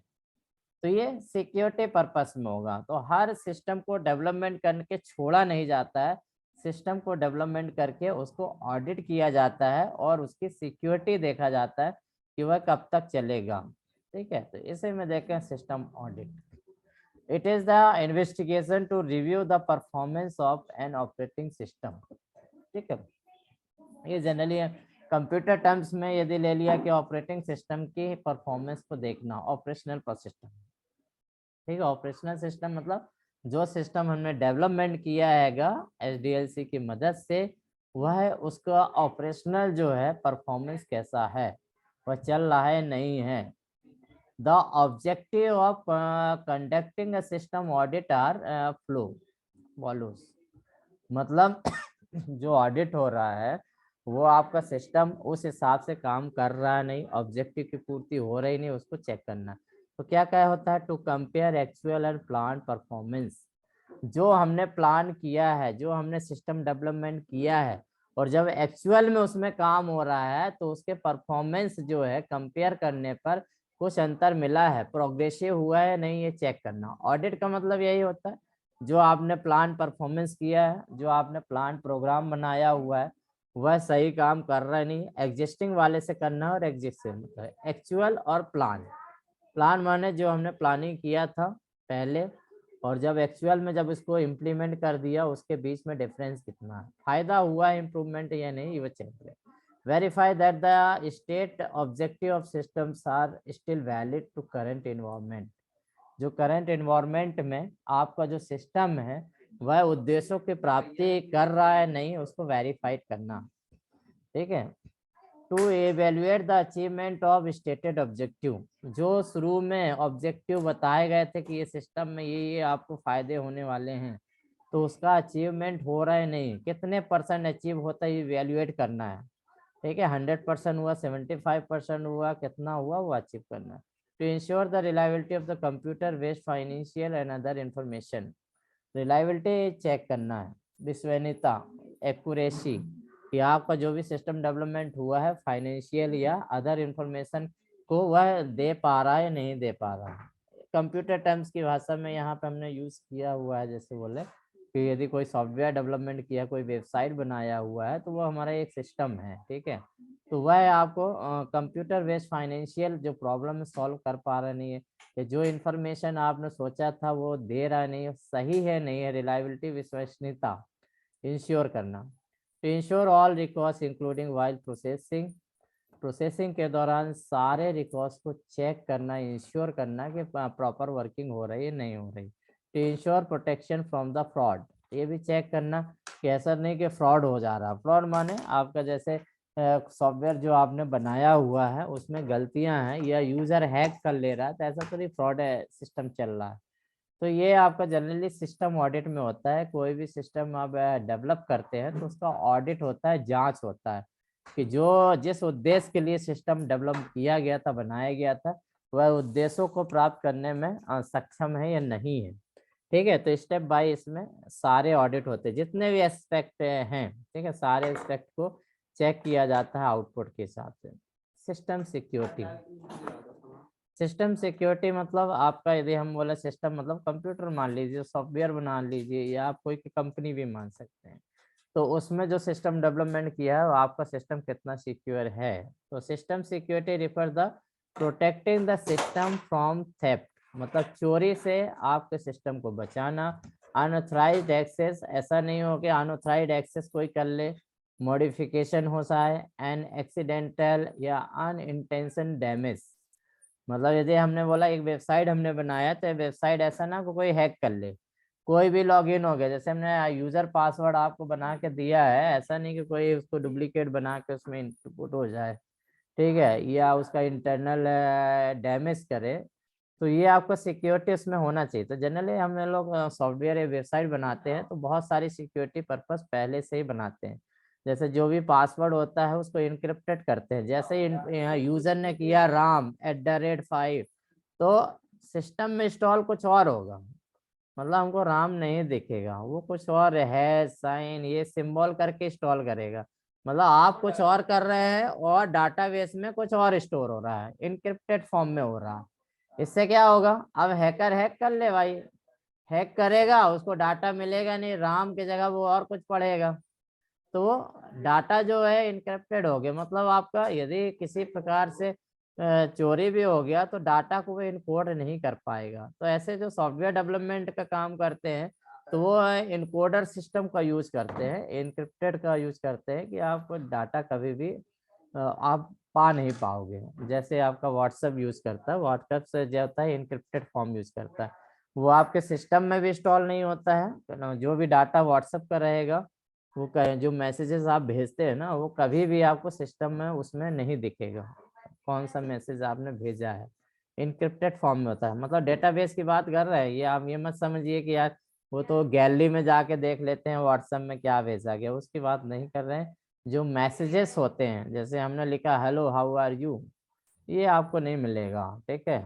जो भी आपको मैसेजेस होते हैं इनक्रिप्टेड हो जाता है, डाटा में हो जाता है। तो वही सिस्टम को हमको फॉलो करना पड़ता है सिक्योरिटी में। इसमें आपका जनरली दो प्रकार के सिक्योरिटी की बात करते हैं हम, सिस्टम प्राइवेसी की बात, और आपका सिस्टम इंटीग्रिटी। तो deal with the protective individual system from being access और यूज विदाउट द परमिशन और नॉलेज। तो सिस्टम प्राइवेसी की बात करें तो कोई भी सिस्टम आपने डेवलप किया है, कोई भी सॉफ्टवेयर, सिस्टम मतलब यहाँ सॉफ्टवेयर लेके चल रहा है, सॉफ्टवेयर डेवलपमेंट कर रहा है, तो जिस यूजर का लॉगिन है वही एक्सेस कर पाए, उसको परमिशन दिया जाएगा, वही परमिशन यूज होगा, ऐसा नहीं कि भाई किसी भी परमिशन को यूज है। तो ये प्राइवेसी है, सिस्टम प्राइवेसी। जैसे बैंक का सॉफ्टवेयर होता है जो सामान्य पुस्तक बनाता है या नया खाता खोलता है, उसके पास केवल अथॉरिटी केवल क्या होती है कि वो बुक बना सकता है, अथॉरिटी कर सकता है, वो विड्रॉल नहीं कर सकता है। एक क्लर्क होता है जिसकी नौकरी उसमें लगा दिया है कि भाई विड्रॉल वाली फैसिलिटी, तो उसकी आईडी से विड्रॉल होगा, ठीक है, मैनेजमेंट वाला काम नहीं होगा। तो ऐसे मतलब हमको अलग अलग एक्सेस देना पड़ता है, यूजर बनाना पड़ता है, उस यूजर के हिसाब से परमिशन सेट करनी पड़ती है। तो सिस्टम प्राइवेसी होती है और एक सिस्टम इंटीग्रिटी होती है, is connected with the quality and reliability of raw as per process the system. System integrity में सारा चीज आ जाता है। मतलब इसमें क्या है, जो भी यूजर होगा जो वर्किंग कर रहा है उसकी एंटिटी को भी छुपाना रहता है, और जो डाटा होता है उसको भी आउटसाइड वर्ल्ड से छुपाना रहता है। तो सिक्योरिटी फीचर मतलब जो होते हैं किसी भी सिस्टम में आपको डेवलपमेंट करना पड़ेगा। यदि हम फैक्ट्री की बात करते हैं तो फैक्ट्री में भी आपका यदि हम है तो उसमें भी सिक्योरिटी होती है। बहुत सारी चीज़ें ऐसी होती है जो लीक नहीं होती, जैसे आईटीसी में जो भी काम करता है तो उसमें डिक्लेरेशन फॉर्म बनाया जाता है कि इंफॉर्मेशन आप इसे लीक नहीं करेंगे। आईटी में जो भी काम करता है सेक्शन में, तो उसमें पॉलिसीज है। साइबर क्राइम के अंदर एक पॉलिसीज होती है जो साइबर सिक्योरिटी है, उसके अंदर क्लॉज होता है कि आईटी सेक्शन में इंफॉर्मेशन एंड टेक्नोलॉजी में जो भी काम करता है तो उसको एक डिस्क्लोजर इंफॉर्मेशन सर्टिफिकेट मतलब डिक्लेरेशन जो है फॉर्म भरना पड़ता है। ठीक है, तो वो फॉर्म भरते हैं, उसमें ये रहता है कि भाई जो भी आपका डाटा है वो हम लीक नहीं करेंगे। तो ये क्या है, हमने एक पॉलिसी बनाया है ना, मतलब जिस सिस्टम को डेवलप किया है तो पॉलिसी, ये बोर्ड से पॉलिसी आती है। साइबर सिक्योरिटी पॉलिसी आपको मालूम है कि ये बोर्ड से आती है। तो सिस्टम डेवलपमेंट कौन किया है, बोर्ड ने किया है। पॉलिसीज क्या है, बोर्ड बनाएगा, तो उसने एक बोर्ड सिक्योरिटी पॉलिसीज बना दिया है कि जो हमारा फैक्ट्री का सिस्टम है उसकी सिक्योर किया है। तो हर चीज हमने बोला कि यहाँ पे जो भी हम पढ़ेंगे, सिस्टम एनालिसिस एंड डिजाइन की बात करेंगे, सैट की बात करेंगे, तो रियल वर्ल्ड में कोई भी सिस्टम होता सब में वो अप्लाई होता है। इस फैक्ट्री में भी आप बाउंड्री वॉल देखते हो, क्यों बनता है कि चाय की चोरी ना हो। बाकी पर्सनल नंबर के हिसाब से एक्सेस होता है। स्टोर में आप अनऑथराइज व्यक्ति नहीं जा सकता। मशीन यदि सीएनसी आपके नाम पर है, आप चला रहे तो आप ही चलाओगे, दूसरा नहीं चलाएगा। तो ये सिस्टम सिक्योरिटी की बात हो रही है। तो चलें, ये सिस्टम सिक्योरिटी था। इसके बाद आपका कंट्रोल मेजर भी होते हैं जनरली। तो सिस्टम सिक्योरिटी में क्या होता है, यदि आपने सॉफ्टवेयर बनाया है तो ऐसा नहीं कि सिस्टम आपका क्या डैमेज हो जाए, उड़ जाए और डाटा पूरा चला जाए। डाटा चला गया तो क्या हो गया, दिक्कत हो जाएगी। तो कंट्रोल मेजर्स करते हैं, कुछ मापदंड होते हैं, उसको नियंत्रित करने के लिए सबसे अहम चीज होता है आपका बैकअप। क्योंकि data is a most precious, याद रखिए, फैक्ट्री का जो डाटा है या किसी भी कंपनी का डाटा है वो महत्वपूर्ण होता है। पैसा गुम गया तो आप ला सकते हो, डाटा गुम गया नहीं ला सकते। कभी कभी होता है मोबाइल से भी आपका डाटा उड़ जाता है या डिलीट हो जाता है, तो आप उसे कितना कोशिश करते हैं लाने के लिए। तो ऐसे ही होता है कि जो भी हम सिस्टम डिजाइन करेंगे तो उसमें हम सिक्योरिटी पॉइंट देंगे। जब हम उसको कंप्लीट जो देते हैं ना, एक बुक देते हैं, लॉग बुक देते हैं, तो उसमें सब चीज लिख के देते हैं कि उसमें रेगुलर बैकअप होना चाहिए। ठीक है, जैसे सर सर हाँ जी। सर जैसे मोबाइल में अपनी फोटो रहती है गैलरी वैलरी में, हाँ हाँ और हम उसको डिलीट कर देते हैं, तो आजकल जैसे बहुत सारे ऐप रहते हैं, हाँ, तो वो उससे किस किस फंक्शन में सर काम करते हैं कि मतलब नहीं, हमने वो डिलीट। जो है जैसे देखिए, आप जो डिलीट कर देते हो तो एक तो ये होता है यदि आपका गूगल से कनेक्ट है, पहली बात ये है। यदि आप एंड्रॉयड यूज कर रहे हैं और ईमेल से कनेक्ट है, कोई भी जीमेल का कोई भी आपका अकाउंट से कनेक्ट है, तो वो डाटा जो है कभी भी डिस्ट्रॉय नहीं हो सकता। ठीक है, यदि आपने उसको लिंक करके सिंक्रोनाइज करके रखा हुआ है तो आप डिलीट कर दीजिए, आप वो डाटा ला सकते हैं। दूसरा तरीका ये होता है कि डाटा जो आप यदि आपसे डिलीट हो गया धोखे से तो वो वापस आ जाता है, वो डाटा डिलीट नहीं होता है। इलेक्ट्रॉनिक्स फॉर्म में उसकी प्रतिलिपि हमेशा तैयार रहती हैगी। तो डाटा रिकवर सॉफ्टवेयर होते हैं, ऐप्स होते हैं जिससे आप डिलीटेड चीज को वापस ला सकते हैं, चाहे वो पेन ड्राइव हो चाहे मोबाइल हो। ठीक है, उसका डाटा वापस आता है। उसके लिए भी यदि आपको नॉलेज है तो ऑनलाइन सॉफ्टवेयर है वो डाल लीजिए, या फिर जो बैकअप सेंटर होते हैं डाटा बैकअप, वहाँ पर एक फॉर्म करते हैं, क्योंकि ये साइबर लॉ के अंतर्गत आता है कि डाटा बैकअप को कराने कोई भी जाएगा तो उसके पास एक फॉर्म साइन कराया जाता है। बिना फॉर्म के कोई भी डाटा आपको रिकवर नहीं करता है, याद रखिए। आपके यदि हार्ड डिस्क उड़ गया, पेन ड्राइव उड़ गया, तो वो एक फॉर्म भरवाएगा, उसके बाद डाटा बैकअप करेगा। तो डाटा बैकअप होता है, हम भी डाटा बैकअप करते हैं। कई की पेन ड्राइव उड़ जाती है, हमारे पास आते हैं तो उसका डाटा वापस ले आते हैं ये। और यदि आपका फिजिकली डैमेज है तो डाटा वापस नहीं आता। जैसे हार्ड डिस्क उड़ गया है तो उसके तवा निकाल के जो उसके अंदर की सीडीज होती है दूसरे वाले में डाल के हेड से रीड कर लिया जाता है।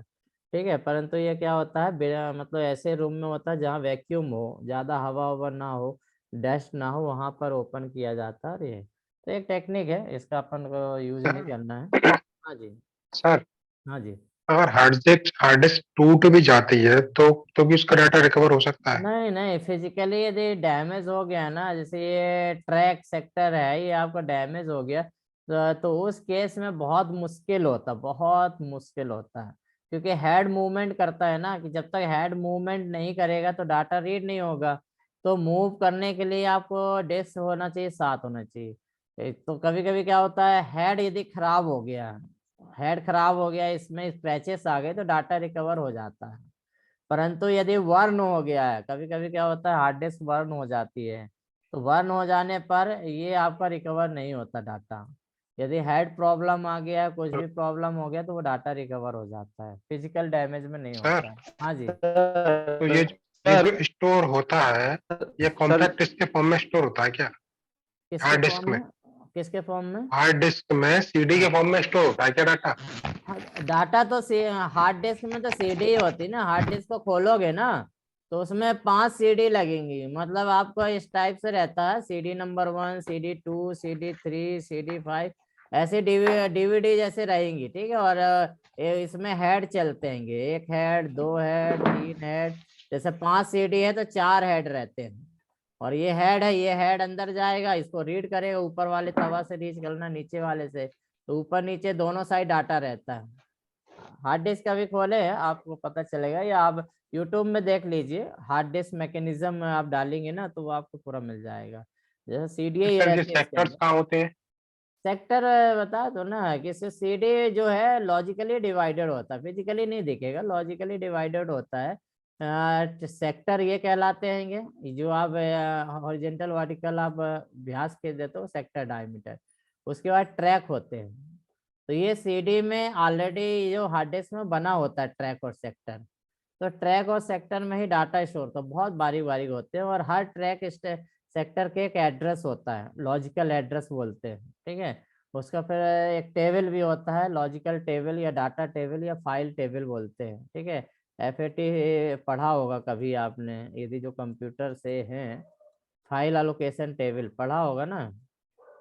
एक NTFS होता है और एक FAT होता है। फाइल एलोकेशन टेबल मतलब क्या होता है, हार्ड डिस्क में जितनी फाइल है उसका लोकेशन रहता है कि वो किस एड्रेस पर है।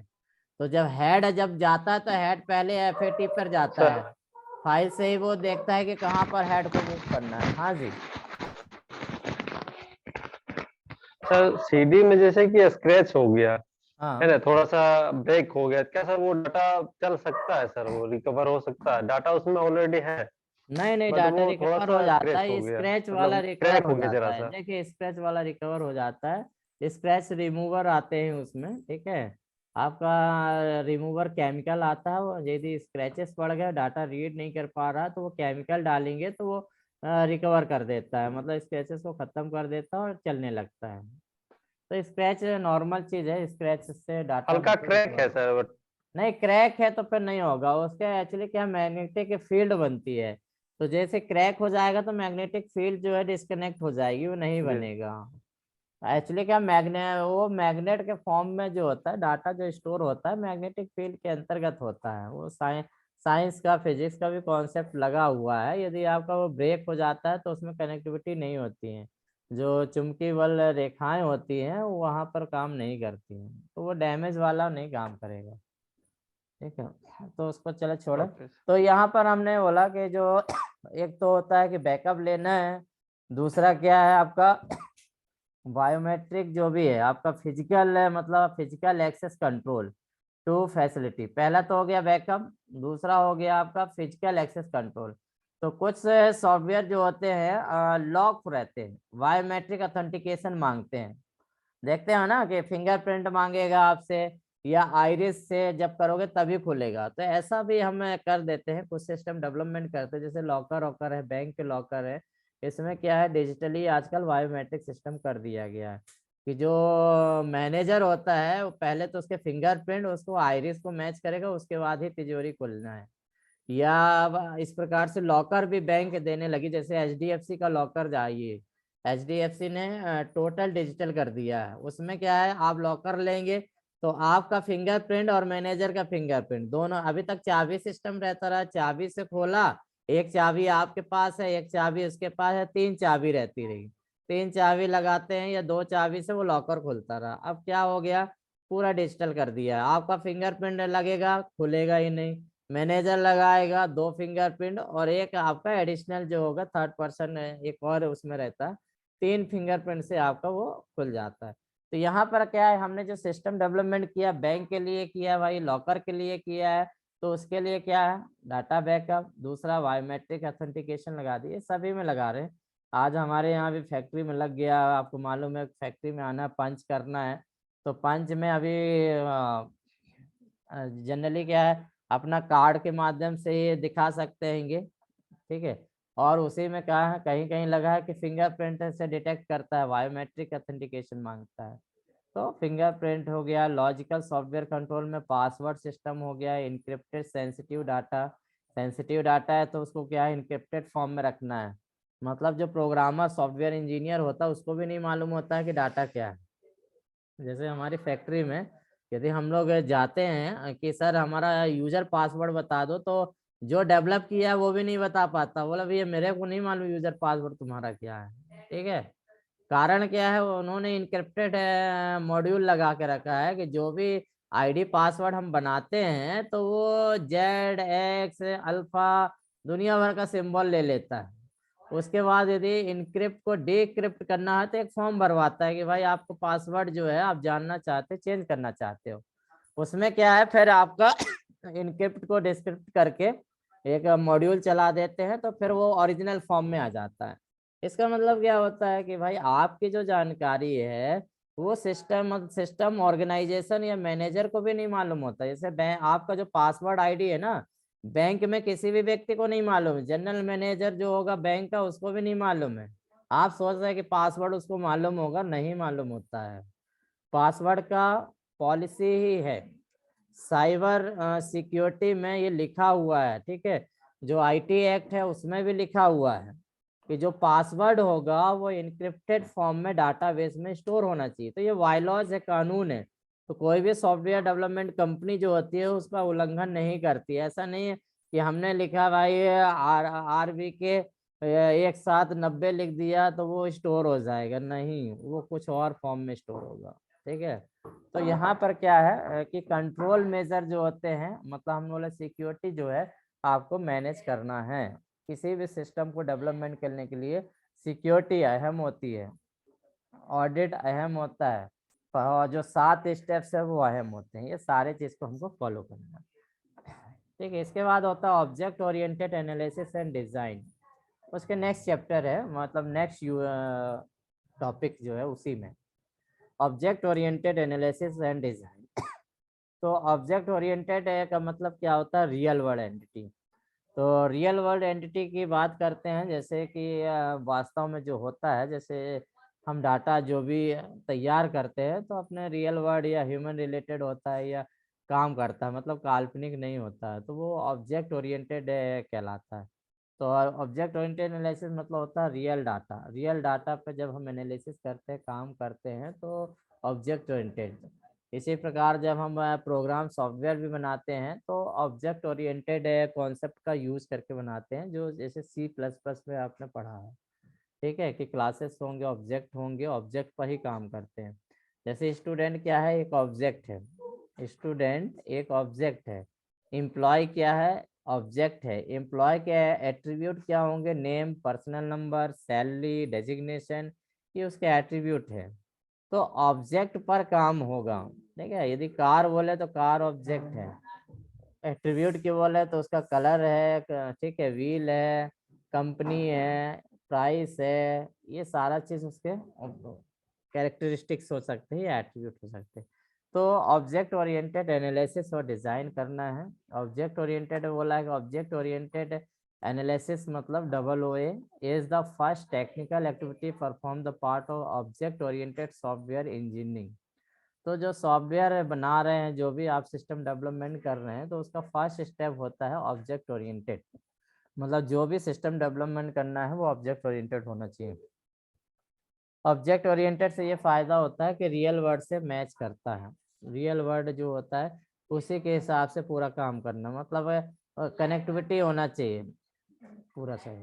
The introduction and new concept of investigation of problem, it is based on the set of basic principles that are followed. तो ऑब्जेक्ट ओरिएंटेड एनालिसिस का मतलब क्या है, उसमें क्या चीज होती है? पहला होता है the information domain is model. जो भी इंफॉर्मेशन डोमेन होगा, इंफॉर्मेशन डोमेन मतलब होता है कि इंफॉर्मेशन का कलेक्शन, इंफॉर्मेशन कहाँ कहाँ से आ रहा है, कौन कौन सी इंफॉर्मेशन, डोमेन मतलब समूह। तो समूह का मॉडलिंग होना चाहिए। मतलब जैसे एम्प्लॉय का डाटा, एम्प्लॉय का डाटा में क्या होगा भाई? एम्प्लॉय का डिटेल होगा, ठीक है, एम्प्लॉय के फैमिली का डिटेल होगा, employ related detail.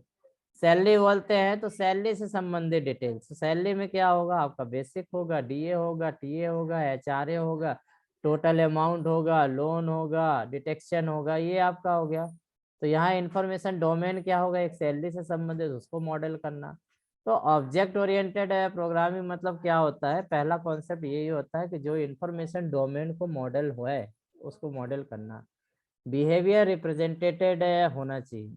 Behaviour represented मतलब होता है कि जो भी हम फंक्शंस बनाएंगे, जो भी मॉडल बनाएंगे, वो किसी विशेष कार्य को करना चाहिए, ठीक है। जैसे हमने बोला कि सिंपल एचआरए का कैलकुलेट करना, तो एचआरए जो होता है बेसिक का कितने परसेंट है उसका फार्मूला लगाएंगे। तो फार्मूला वो जो लगा रहे हैं तो वो बिहेवियर है, ठीक है। वो मतलब ओटी निकालने का, यदि हम कोई फंक्शन बना रहे हैं तो ओटी निकालना, एरिया निकालने का कोई मॉड्यूल तैयार कर एरिया निकालना, तो दैट इज द बिहेवियर। कोई भी मॉड्यूल बनेगा, कोई भी इंफॉर्मेशन डोमेन बनेगा, तो उससे संबंधित जब मॉडल तैयार किया जाएगा तो उसको बिहेवियर होना चाहिए। जैसे रिकॉर्ड को ऐड करना बिहेवियर है, डिलीट करना बिहेवियर है, मॉडिफाई करना बिहेवियर है। बिहेवियर, बिहेवियर माने स्वभाव। जैसे चलना एक बिहेवियर है, चिल्लाना बिहेवियर है, ठीक है, अच्छा बोलना बिहेवियर है। तो सॉफ्टवेयर में भी यही होता है कि जो हमने सॉफ्टवेयर बनाया हुआ है कि बिहेवियर इज रिप्रेजेंटेटेड, जो भी उद्देश्य आपने, जो भी आप टास्क दिए काम है उसका वह रिप्रेजेंटेड होना चाहिए। द फंक्शन इज डिस्क्राइब्ड, ठीक है, जितने भी फंक्शंस है, कार्य है, वो डिस्क्राइब्ड होने चाहिए। फंक्शन का मतलब हमने बोला था सेट ऑफ इंस्ट्रक्शन, तो यहाँ पर भी वही चीज होता है। फंक्शंस माने कैलकुलेशन से संबंधित जो एक्टिविटीज है उसको कंबाइन करना, फंक्शंस डिस्क्राइब होगा। इसके बाद आपका data, functional, behaviour model are divided into uncover greater detail. तो जनरली क्या होता है, जो भी आप डाटा फंक्शन डाटा लेते हैं, फंक्शन कहते हैं, या उनके बिहेवियर मॉडल बनाते हैं, वो क्या होता है, जनरली क्या होता है, अनकवर ग्रेटर डिटेल। मतलब आपको जनरली ये होता है कि हमको डिटेल में उसको कवर करना है, और एक उसका संक्षिप्त रूप भी रहता है, जैसे हम बोलते हैं समरी डिटेल। जब भी हम बनाते हैं तो बिहेवियर, फंक्शन सारा है, जिसको हम डीएफडी भी बोलते हैं, डाटा फ्लो डायग्राम के ही बताते हैं कि भाई ये इससे यहाँ से डाटा आएगा, यहाँ पर फंक्शन का काम करेगा, इसके बाद आउटपुट बिहेवियर ये होगा। Early model represents the essence of the problem, while later one is the provide the implement detail. तो ऑब्जेक्ट ओरिएंटेड प्रोग्रामिंग में यह भी बताया जाता है कि आपका जो पुराना मॉडल यूज हो रहा था उसमें क्या समस्या थी, और जबकि जो नया मॉडल बनाया गया है, इम्प्लीमेंट किया गया है, उसमें क्या नया आया है। तो ये आपका ऑब्जेक्ट ओरिएंटेड एनालिसिस हो रहा है। ऑब्जेक्ट ओरिएंटेड मतलब रियल वर्ल्ड में जो होता है वही है। यदि हम दौड़ रहे हैं तो कितनी तेज दौड़ रहे हैं, फर्स्ट आ रहे हैं नहीं है, ये रियल वर्ल्ड से संबंधित हो। ऐसे ही डाटा में भी होता है कि जो भी हम चाहते हैं, जो इनपुट दे रहे हैं, उसी के हिसाब से आउटपुट होना चाहिए। तो ऑब्जेक्ट ओरिएंटेड, जो भी ऑब्जेक्ट है, जो भी उद्देश्य है, उसे आपको नीड है, उसको प्राप्ति होना चाहिए। तो ये ऑब्जेक्ट ओरिएंटेड है। ऑब्जेक्ट ओरिएंटेड ये एनालिसिस है, इसमें आपको पता लगाना है और इसमें डिजाइन करना है। डिजाइन करना मतलब आपको प्रोग्रामिंग करना समझ लीजिए। तो N analysis model created using object oriented analysis is transferred by object oriented design into the design model. तो यहाँ पर वही चीज बोला है कि ऑब्जेक्ट ओरिएंटेड डिजाइन मेथोडोलॉजी का उपयोग करके आपको क्या करना है, डिजाइन मॉडल तैयार करना है। Work as a plan for software creation.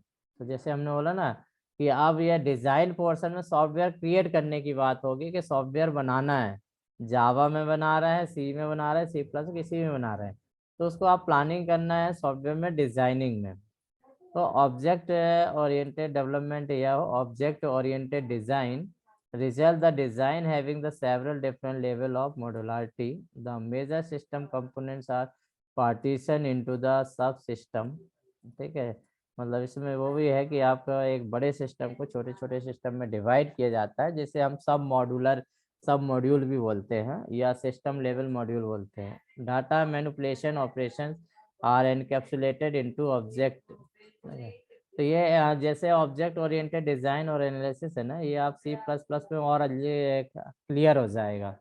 अभी आप जैसे हमने बोला उसको आप समझेंगे, और डिस्क्राइब जब सम पढ़ाएंगे तो उसमें और ज़्यादा क्लियर हो जाएगी चीज।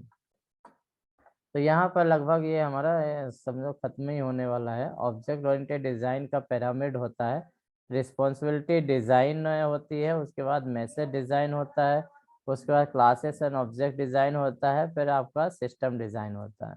ऑब्जेक्ट ओरिएंटेड सिस्टम यदि आप बना रहे हो तो रिस्पॉन्सिबिलिटी डिजाइन मतलब आप क्या चाहते हो, आपकी क्या दायित्व है, आपका ऑब्जेक्ट टारगेट क्या है, वो चीज होता है। ठीक है, उसके बाद आपका मैसेज डिजाइन होता है।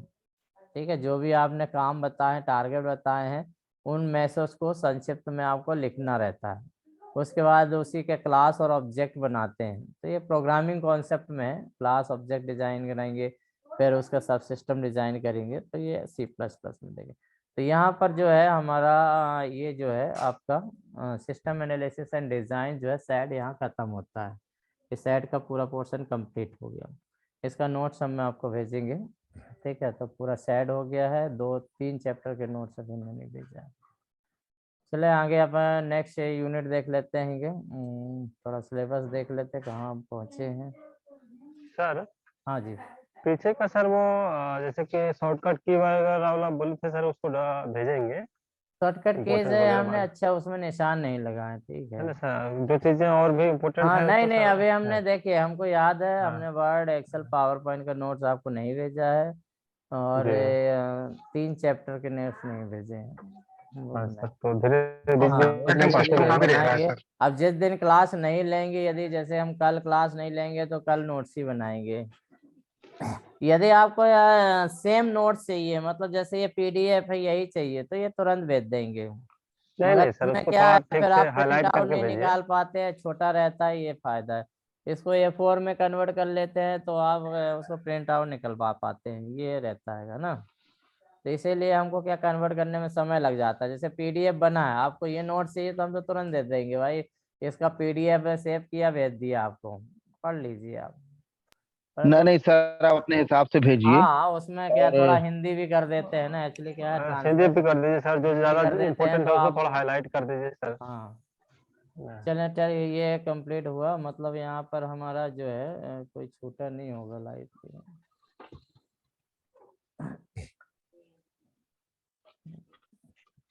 इंट्रोडक्शन हमने पढ़ लिया था, system analysis development life cycle भी पढ़ लिया था, सिस्टम प्लानिंग आज पढ़ा है, मॉडुलर स्ट्रक्चर डिजाइन पढ़ा है, सिस्टम डिजाइन मॉडलिंग पढ़ लिया है, इनपुट आउटपुट सिस्टम पढ़ लिया है, सिस्टम इम्प्लीमेंटेशन और मेंटेनेंस हो चुका है पहले ही, कंप्यूटर सिस्टम ऑडिट सिक्योरिटी पढ़ लिया, ऑब्जेक्ट ओरिएंटेड एनालिसिस। तो ये लगभग आपका ये कंप्लीट हो गया। ठीक है, अब सर हम, हाँ जी, एक चीज उसमें ये पूछना था, ये जो हम्म, अपन ने सिस्टम डिजाइन और मॉड्यूल जो पढ़े हुए हाँ हैं, हाँ तो सीधी जो लैंग्वेज में अपन ये समझें कि डिजाइन मतलब होता है कि फ्रंट हैंड, और हाँ, मॉड्यूल फ्रंट होता हैंड, है कि मतलब हाँ बैक हैंड डेटाबेस पूरा जो है वो रखना। हाँ, मॉडलिंग मतलब, डिजाइन मतलब होता है ठीक आपका ठीक। फ्रंट एंड जो डिजाइन कर रहे हैं फ्रंट सॉफ्टवेयर। हैंड। ठीक है, और आपका हम्म मॉडलिंग मतलब होता है बैक एंड कहलाता है।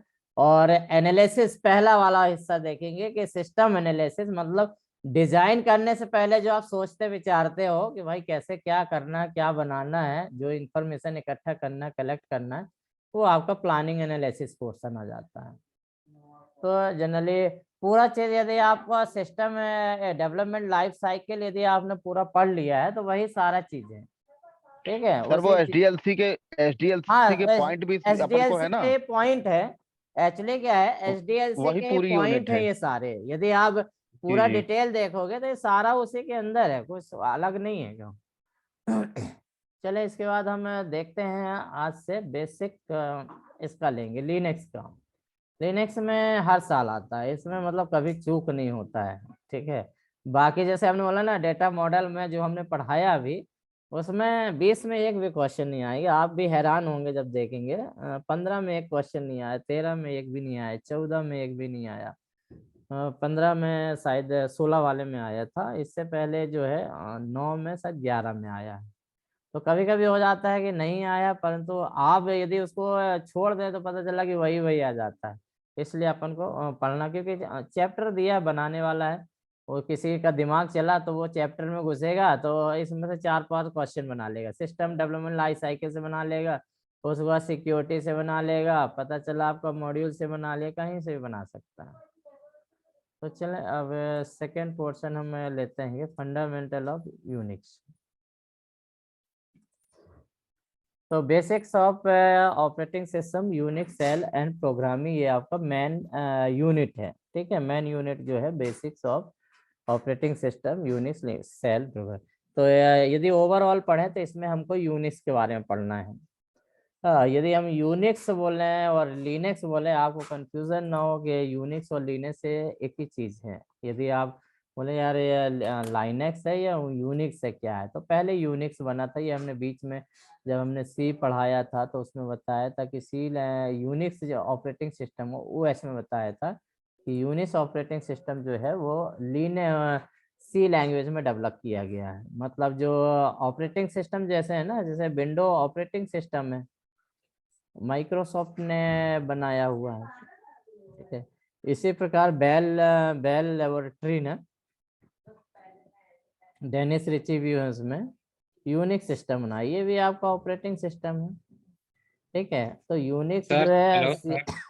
हाँ जी, सर हाँ जी, सर जैसे यूनिक्स यूनिक्स में कोई VI एडिटर पूछ दिया, हाँ हाँ और लाइनक्स मान लीजिए कि VI एडिटर यूनिक्स में हम पढ़ रहे हैं, हाँ, लाइनक्स में पूछ दिया, तो VI एडिटर तो वही रहेगा ना, दोनों दोनों वही चेंज। चीज है ना, वही चीज है, समझिए। एक्चुअली क्या है, यूनिक्स हुआ, यूनिक्स का डेवलपमेंट रूप। यूनिक्स से बहुत सारे एक्चुअली क्या ओपन सोर्स सिस्टम है ये। यूनिक्स को क्या कर दिया, open source operating system. Open source का मतलब चाहते हो कि इसके लिए कोई कंपनी मालिकाना हक नहीं जताती। ठीक है, जैसे रेड हैट का चलता, दूसरे का भी चलता, मालिकाना हक नहीं है। इसमें क्या है, आप अपना नाम दे दीजिए। जैसे मैं रवि बना दिया, रवि रवि लिनक्स बना दिया, अपना खुद बना सकता हूँ। इसी को मॉडिफाई करूंगा, कुछ फंक्शन चेंज करूंगा, अपने नाम से चलाऊंगा, कंपनी को कोई आपत्ति नहीं। इन्होंने बोल दिया कि ओपन सोर्स है, इसलिए यूनिक्स जब बना तो यूनिक्स में लाइनेक्स बन गया। बहुत सारी चीज अभी अपन पढ़ाएंगे कि यूनिक्स के बहुत सारे रूप हैं। ठीक है, इसमें यूनिक्स से लाइनेक्स बना, तो जो यूनिक्स के कमांड है वो लिनक्स में भी चलेंगे। ये दोनों चीज वही चीज है। तो ऐसा नहीं कि VI एडिटर यूनिक्स में होगा, लिनक्स में होगा, कर्नल इसमें भी होगा तो कर्नल इसमें भी होगा। दोनों की है, कमांड कॉमन है, सब चीज कॉमन है। ठीक है, और नाम भी एक प्रकार से एक है। पहले यूनिक्स था, यूनिक्स के बाद यूनिक्स उतना फेमस नहीं हुआ, लिनक्स में फैसिलिटी कुछ एडिशनल डाल दी तो लिनक्स सबसे ज्यादा फेमस हो गया। आज के जमाने में हम लिनक्स की बात करते हैं। ठीक है, लिनक्स है तो यूनिक्स से ही आया है। जैसे आप मोबाइल सिस्टम चलता है एंड्रॉयड, यदि 3.0 आया, ठीक है, ओपन सोर्स है। एंड्रॉयड क्या है, आपको मालूम होना चाहिए, एंड्रॉयड जो है ओपन सोर्स ऑपरेटिंग सिस्टम है। ओपन सोर्स का मतलब होता है इसकी कोडिंग आप देख सकते हो। एंड्रॉयड जो है गूगल कंपनी ने बनाया है, गूगल ने एंड्रॉयड डेवलप किया।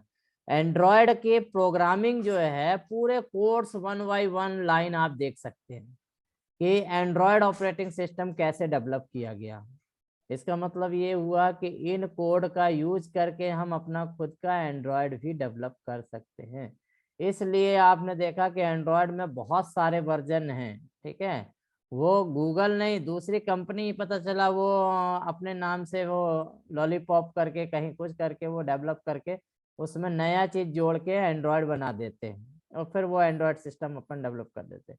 और कुछ गूगल कंपनी भी अपने लगी रहती है, वो खुद के भी बनाती रहती है। तो कुल मिला के ओपन सोर्स कोई सा भी ऑपरेटिंग सिस्टम होगा, ओपन सोर्स कोई भी सॉफ्टवेयर होगा, उसमें आप चेंज कर सकता है कोई भी प्रोग्राम हो। तो यूनिक्स जो है वही चीज है, एक ऑपरेटिंग सिस्टम है। ठीक है, चूंकि सी का यूज हुआ है, सी पॉइंटर का यूज हुआ है, इसलिए सबसे सिक्योर सिस्टम है। इसको आप हैकिंग नहीं कर सकते हैं, इसलिए सारा डाटा जो होता है हम लिनक्स में डालते हैं। आपको मालूम होगा आपके जैसे फैक्ट्री के सारा डाटा जो है लिनक्स में है। लिनक्स जो है उसमें इन्फॉर्मिक्स के माध्यम से होता है। तो इन्फॉर्मिक्स जो है पीपीसी आप जिसमें चलाते हैं ब्लैक स्क्रीन, तो ब्लैक स्क्रीन देखते होगे उसमें कोई माउस वाउस नहीं चलता है, कीबोर्ड बेस रहता है, ब्लैक स्क्रीन कमांड लाइन। तो जनरली कमांड लाइन जो देता है वो आपका लिनक्स या यूनिक्स सिस्टम ही देता है। साथ में हम इसमें देखेंगे सेल। सेल मतलब जैसे डॉस होता है, डॉस का डॉस कमांड होता है, वैसे ही एक सेल होता है जो कर्नल प्रोवाइड करता है, जहाँ से यूजर इंटरेक्ट कर सकता है। यूजर कोई भी कमांड या आदेश कंप्यूटर को दे सकता है सेल के माध्यम से। अब बेस सी सेल होता है, बेस सेल होता है, बहुत सारे सेल हैंगे। चलिए थोड़ा बेसिक कॉन्सेप्ट देखते हैं। यदि हम ऑपरेटिंग सिस्टम का देखें, इसमें अभी ये नहीं लिखा है कि ये MS मतलब माइक्रोसॉफ्ट का है, लिनक्स है, यूनिक्स है, ये कॉमन देख रहे हैं। ऑपरेटिंग सिस्टम का कॉन्सेप्ट हमने पढ़ा हुआ है कि operating system manage all the software and hardware on the computer. तो कोई भी ओएस हो, चाहे वो लिनक्स की बात करें, चाहे विंडो की बात करें, चाहे मैकिन्टोश की बात करें, एंड्रॉयड की बात करें, ये सारे चीज जो होते हैं कि हार्डवेयर और सॉफ्टवेयर को ही मैनेज करते हैं, ठीक है, और यूजर को सुविधा देते हैं। तो it perform basic task such as the file management का काम करना, मेमोरी मैनेजमेंट का काम करना, और प्रोसेस मैनेजमेंट का काम करना, इनपुट आउटपुट हैंडलिंग का काम करना, या पेरिफेरल डिवाइसेस हैं जो इनपुट आउटपुट डिवाइसेस हैं, डिस्क है, प्रिंटर है, उनको क्या है मैनेज करना, कंट्रोल करना। तो किसी भी ऑपरेटिंग सिस्टम का यही उद्देश्य होता है, याद रखिए कि जो file management, memory management, process management और इनपुट आउटपुट डिवाइसेस मैनेजमेंट, इसी का काम ओएस करता है। So most of the time there are several different computer program running at the same time. They are need to access our computer central processing unit CPU. तो कई बार हम देखते हैं कि एक ही कंप्यूटर में बहुत सारे हम प्रोग्राम रन करते हैं और हम चाहते हैं कि सारे प्रोग्राम रन हों एक साथ। तो इसके लिए क्या होता है, जवाबदेही जो होता है CPU होता है, सेंट्रल प्रोसेसिंग यूनिट के सारे प्रोग्राम को वो एक साथ चला सके, उसके मेमोरी और स्टोरेज को मैनेज कर सके। So the operating system coordinate all the make sure each program get the what the need। मतलब कुल मिला के यदि बोला तो ऑपरेटिंग सिस्टम क्या होता है, सारे जो प्रोग्राम्स होते हैं उनके बीच में कोऑर्डिनेट का काम करता है। तो हार्डवेयर, यूजर, सॉफ्टवेयर या एप्लीकेशन सॉफ्टवेयर, उसके बीच जो इंटरेक्शन का काम करता है। जैसे ये हमने पढ़ा था कि कोई भी ओएस है, ओएस मतलब यहाँ चाहे हम विंडो की बात कर लें, जनरली ओएस क्या होता है, आपका विंडो है, अभी आप विंडो 10 यूज कर रहे हैं, या आप लाइनक्स यूज कर रहे हैं रेड हैट का, ठीक है, या आप यूनिक्स यूज कर रहे हैं, या मैकिन्टोश का यूज कर रहे हैं, या एंड्रॉयड ऑपरेटिंग सिस्टम यूज कर रहे हैं, या iOS कर रहे हैं ठीक है, iOS कर रहे हैं मतलब एप्पल का ऑपरेटिंग सिस्टम। तो ये कोई सा भी ऑपरेटिंग सिस्टम यूज कर रहे हैं, तो ये मुख्य क्या होता है ऑपरेटिंग सिस्टम, तो क्या है देखिए, हार्डवेयर है। हार्डवेयर जो है आपका मॉनिटर है, कंप्यूटर है। कंप्यूटर कौन चला रहा है, एक्चुअली यूजर चला रहा है। तो यूजर और हार्डवेयर के बीच, यूजर और हार्डवेयर के बीच इंटरेक्ट कराने का काम कौन कर रहा है। यदि आप हार्डवेयर को एक्सेस करना चाहते हैं, आप CPU से कोई काम कराना चाहते हो, रैम से कोई काम कराना चाहते हो, अपनी फाइल को कंप्यूटर में स्टोर कराना चाहते हो, तो डायरेक्ट नहीं करा सकते आप, डायरेक्ट यहाँ पर नहीं आ सकते CPU से। आपको क्या करना पड़ेगा, यूजर सबसे टॉप में है, ये देख रहे हैं कि ये यूजर है। यूजर क्या है, एप्लीकेशन में जाएगा, जैसे वर्ड, एक्सेल, पावर पॉइंट, ये हो गया एप्लीकेशन सॉफ्टवेयर है, यहाँ पर हम लिखते हैं। परंतु एग्जीक्यूशन जो होगा ऑपरेटिंग सिस्टम इसको रन करता है। कोई भी एप्लीकेशन सॉफ्टवेयर है या सिस्टम सॉफ्टवेयर है, उसको ऑपरेटिंग सिस्टम रन करता है।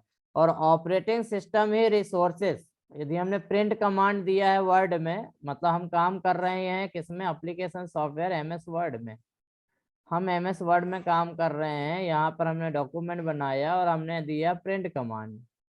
प्रिंट कमांड दिया तो प्रिंट कमांड किसके पास जाएगी भाई, सिस्टम कॉल्स होगा, मतलब एक कॉल्स जनरेट होगा, ऑपरेटिंग सिस्टम को मिलेगा कि प्रिंट कमांड, मतलब हार्डवेयर कहाँ है ढूंढिए, तो हार्डवेयर मतलब प्रिंटर को ढूंढना है। अब प्रिंटर को ढूंढना है तो वो आपको क्या है, हार्डवेयर के पास जाएगा, मतलब इसके सारे हार्डवेयर के इंफॉर्मेशन ऑपरेटिंग सिस्टम के पास है। ये फिर आपको यहाँ पे भेजेगा input output operation. Output operation है, प्रिंट कमांड दे रहे तो आउटपुट। यदि कोई कैलकुलेशन है, हमने कैलकुलेटर दबाया कंप्यूटर का 2+2, तो ये जो है यहाँ पर ऑपरेटिंग सिस्टम को देगा, ऑपरेटिंग सिस्टम सीपीयू में भेजेगा, सीपीयू जो अपना काम स्टार्ट करेगा। या कोई भी हम कुछ भी लिख रहे हैं वो रैम में जाएगा मगर ऑपरेटिंग सिस्टम के जाएगा। तो ऑपरेटिंग सिस्टम क्या होता है, जनरली क्या होता है, यूजर को हार्डवेयर के साथ इंटरेक्ट कराने का काम करता है। ठीक है, यूजर यदि कंप्यूटर में काम करना चाहता है तो उसके बीच में आपका ऑपरेटिंग सिस्टम होना चाहिए।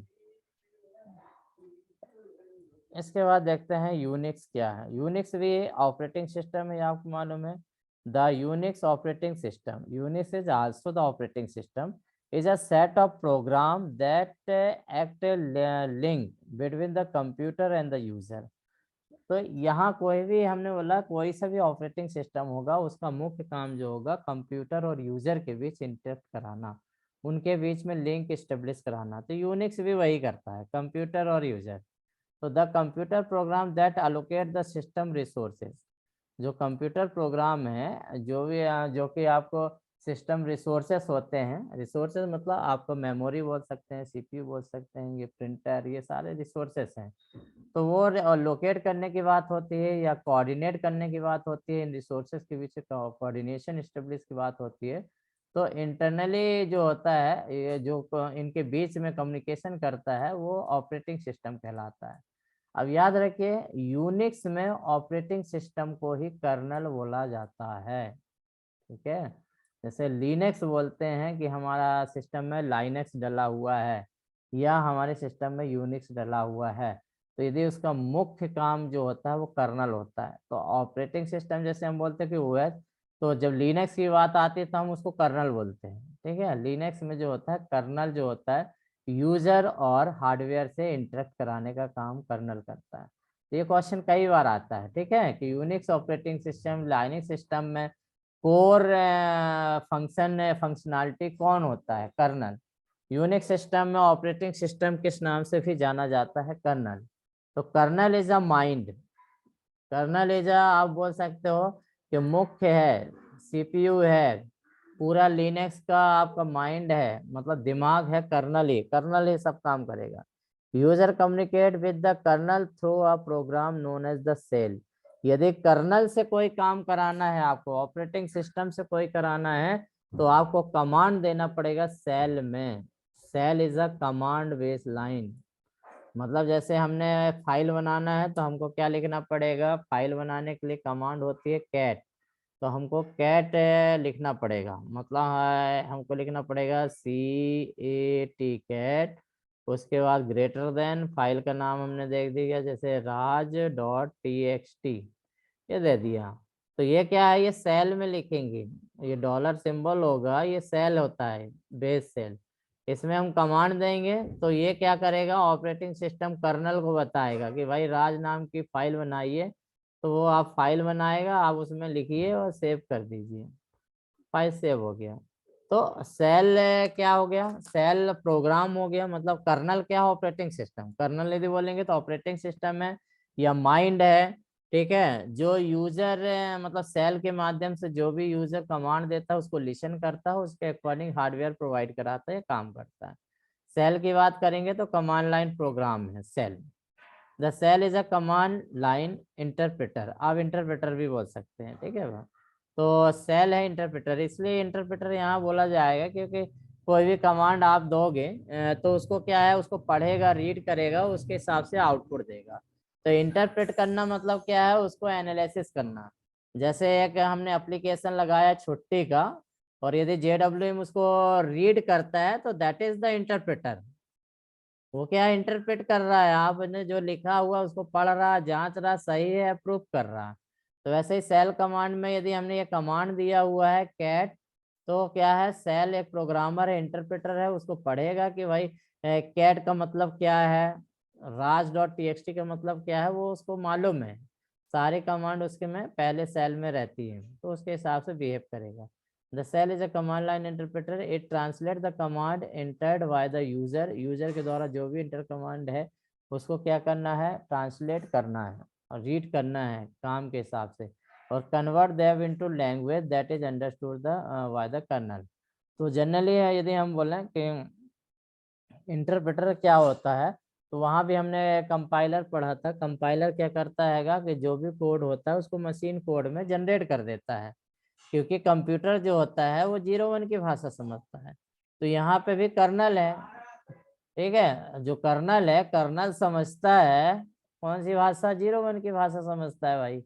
तो उसको कन्वर्ट कौन करेगा, इंटरप्रेटर करेगा। तो जो सेल प्रोग्रामिंग में जो भी आपका इंटरप्रेटर इंस्टॉल है वो आपको करेगा। इंटरप्रेटर का मतलब हमने बताया था, कंपाइलर और इंटरप्रेटर में अंतर क्या होता है कि कंपाइलर सारी लाइन चेक करता है और जितनी एरर है एक बार में चेक कर, जैसे लाइन नंबर 1 2 3 सब पढ़ेगा। कहीं एरर मिल गई तो वो शो नहीं करेगा, पढ़ते जाएगा। कंपाइलर की बात कर रहा है। आखिरी में बता देगा कि लाइन नंबर 4 में आपकी एरर है, लाइन नंबर 6 में एरर है, लाइन नंबर 7 में एरर है, सब एरर को एक बार में बताएगा। इंटरप्रेटर क्या करेगा, पहली लाइन पढ़ा, यहाँ पे एरर दे गई भाई, स्पेलिंग मिस्टेक है, यहीं रुक जाएगा, आगे बढ़ेगा ही नहीं, आपको बताएगा इसको सुधारो। आपने इसको सुधारा, आगे बढ़ गया, कहीं पर एरर मिली फिर रुक गया। तो इंटरप्रेटर क्या होता है, लाइन बाय लाइन रीड करता है, इंस्ट्रक्शन को कन्वर्ट करता है, कोई एरर होता है तो शो करता है। और कंपाइलर क्या होता है, सारे इंस्ट्रक्शन को रीड किया, उसके बाद जितने भी एरर आई वो एक साथ शो कर दिया। तो यहाँ पर हमारा जो लिनक्स में काम करता है वो इंटरप्रेटर काम करता है। इम्पोर्टेंस फैक्ट्स ऑफ यूनिक्स की बात करें कि यूनिक्स का यदि इंट्रोडक्शन की बात करें तो Unix was originally developed in 1969। 1969 में डेवलप किया गया है group of AT&T employ Ken Thompson. मतलब ये यूनिक्स जो है एक व्यक्ति ने डेवलप नहीं किया है, इसमें जो है एक टीम है, AT&T लाइब्रेरी है जो जनरली जो होती है सी के प्रोग्राम डेवलप करती है, सी से बहुत सारे सॉफ्टवेयर बनाने का काम करती है ये AT&T लाइब्रेरी, लैब बोलते हैं AT&T लैब, ठीक है। तो इसमें जो एम्प्लॉय हैं कैन थॉमसन, डेनिस रिची। ये डेनिस रिची आपने देखा था कि सी को डेवलप करने वाले हैं। तो चूंकि यूनिक्स जो है सी में डिजाइन किया गया है तो इसकी बहुत बड़ी महत्वपूर्ण भूमिका है डेनिस रिची, ठीक है। इसके बाद आपका बोला है Douglas McIlroy and Joe Ossanna at Bell Lab. तो बेल लैब के ही सारे लोग हैं जिन्होंने यूनिक्स को डेवलप किया है। There are the various Unix variant. अब देखिए यहाँ पर जो हमने बोला कि मार्केट में यूनिक्स के बहुत सारे वेरिएंट हैं। मतलब यूनिक्स आप खरीदने जाएंगे ऑपरेटिंग सिस्टम तो किस नाम से है, सोलरिस यूनिक्स। मतलब कोई सोलरिस प्रोग्रामर है उसने डेवलप कर लिया, यूनिक्स का नया नाम अपने नाम से दे दिया। जैसे हम बोला ना आरवी के हम अपना नाम दे सकते हैं, यूनिक्स से जो है ओपन सोर्स ऑपरेटिंग सिस्टम है, उसके कोड दिखता है उसमें, कोड को चेंज करके आप अपने नाम से रजिस्टर करा लें। AIX, HP Unix, BSD are the few example. Few हैं, बहुत सारे एग्जाम्पल हैं, बहुत सारे लिनक्स यूनिक्स मिलेंगे, ठीक है, अलग अलग नाम से। मैन यूनिक्स है, उसके बाद थोड़ा सा चेंज कर लीजिए, यदि रजिस्ट्रेशन कराना है अपना नाम शुरू में लगा दीजिए, थोड़ा परिवर्तन कर दीजिए। Linux is also the flavour of Unix. देखिए ये लाइन आपको यहाँ मिल गई, ठीक है। तो लाइनेक्स जो है या लिनक्स जो है अलग से कुछ नहीं है, यूनिक्स का ही एक रूप है, यूनिक्स का ही एक अपडेटेड वर्जन है।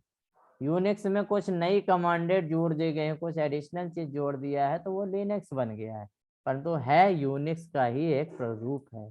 Which is freely available which open source. अब देखिए बोला ये फ्री में अवेलेबल है भाई, लाइनेक्स जो है आपको खरीदने की जरूरत नहीं है, परंतु रेड हेड का खरीदेंगे तो उसका रेड हेड कंपनी जो है वो आपको बेच रही है। तो क्योंकि उसने डेवलप किया है तो रेड हेड लिनक्स बोल दिया कंपनी ने, मतलब उसमें और सुधार करके अपना डाल दिया। तो कई सारे लिनक्स पे वो है, आप कौन सा यूज करते हैं वो है, परंतु सारी कमांड और सोर्स काम करेंगे। Several people can use the Unix computer at the same time, hence Unix is called the multi-user system। तो जनरली यूनिक्स को डेवलप करने का मुख्य उद्देश्य तो था, पहला तो ये था कि आपका ओपन सोर्स बनाया जाएगा, ताकि उस पर काम ज़्यादा हो जाए। हमेशा याद रखिए, जो ओपन सोर्स होगा वो फेमस होगा, जो ओपन सोर्स नहीं होगा वो फेमस नहीं होगा। आज यदि हम बोलें एंड्रॉयड ऑपरेटिंग सिस्टम में सबसे ज़्यादा सॉफ्टवेयर हैं और एंड्रॉयड मोबाइल सस्ते हैं, तो कारण ये है कि ये ओपन सोर्स है। इसमें कोई भी प्रोग्रामर जो होता है ऐप्स बना सकता है, डेवलप कर सकता है। परंतु यदि हम उसी चीज़ को हम बात करें, iOS की बात करते हैंगे, मतलब एप्पल की बात करें तो एप्पल का खुद का सॉफ्टवेयर है, वो ओपन सोर्स नहीं है। उसका जो ऑपरेटिंग सिस्टम है ओपन सोर्स नहीं है, कोई भी कंपनी नहीं बना सकती है। तो क्या होगा, उन्हीं की कंपनी ही सॉफ्टवेयर बनाएगी, उन्हीं की कंपनी ऐप बनाएगी और वही चलेगा। तो वो हो जाता है क्या क्या क्लोज सिस्टम हो गया, ओपन सिस्टम, तो वो उतना फेमस नहीं होंगे। तो जनरली यूनिक्स जो बनाया था मल्टी यूजर सिस्टम के हिसाब से बनाया, तो उसको मालूम था कि आने वाले समय पर उसमें बहुत सारे लोग एक साथ काम करें, ऐसा है। तो आज हम जो पीपीसी फैक्ट्री में देखते हैं, जिसमें पीपीसी चलता है, प्रोडक्शन एंड प्लानिंग सिस्टम, जो पीपी है, तो उसमें क्या होता है, हमको यूजर आईडी मिलता है, उससे लॉगिन करते हैं और फिर अपना काम करते हैं। मतलब सर्वर में यूनिक्स या लिनक्स डला हुआ है, उसमें काम करने के लिए क्या है, आपको यूजर आईडी पासवर्ड दिया जाता हैगा, उससे आप कहीं से भी काम कर सकते हो। जैसे रेलवे में आप देखेंगे जितने भी टर्मिनल हैं या रिसेप्शनिस्ट के पास देखेंगे, ब्लैक स्क्रीन वाली आपको मॉनिटर दिखेगा, ऐसा नहीं दिखेगा जिसमें आप जैसे IRCTC की वेबसाइट देखते हो, तो IRCTC की वेबसाइट उसमें नहीं चलता है। यदि हम बोलें कि IRCTC की वेबसाइट रेलवे रिसेप्शनिस्ट यूज करता, तो नहीं का यूज करता है, वो अपना पीपीसी यूज करता है, ठीक है, जिसे हम पीपीसी बोलते हैं। लिनक्स में पूरा डाटा उनका है और उसी का यूज करते हैं, परंतु यूजर जो वेबसाइट के द्वारा माध्यम से यूज करता है, वो यूनिक्स में नहीं करता है। वो क्या आता है, उसका डाटा फैच करते हैंगे, विंडो ऑपरेटिंग सिस्टम में डालते हैं, फिर आपको दिखाते हैं। तो कंपनी के जो एम्प्लॉयज होते हैं वो डायरेक्ट यूनिक्स में काम करते हैं, डायरेक्ट लाइनक्स में काम करते हैं। और आउटसाइड रेलवे, जैसे हम यूज कर रहे हैं, IRCTC यूज कर रहे हैं, कोई ऐप यूज कर रहे हैं, तो वो हम डायरेक्ट लिनक्स में काम नहीं करते हैं। तो Linux is a multi user system, उसमें एक समय पे बहुत सारे लोग काम कर सकते हैं। A user can also run multiple program at the same time. Multitasking भी है, बहुत सारे प्रोग्राम एक साथ रन कर सकते हैं। Hence Unix is the multitasking environment.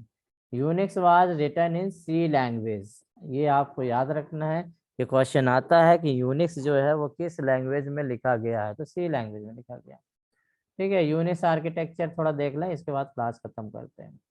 Unix architecture में क्या होता है, हमने बोला कि इसमें ऑपरेटिंग सिस्टम आपका कर्नल का काम करता है, OS, ठीक है। इसके बाद आपका एप्लीकेशन प्रोग्राम होगा, एप्लीकेशन प्रोग्राम। यूजर क्या है, बाहर हो यूजर होगा, तो एप्लीकेशन प्रोग्राम की मदद से आप करते हैं।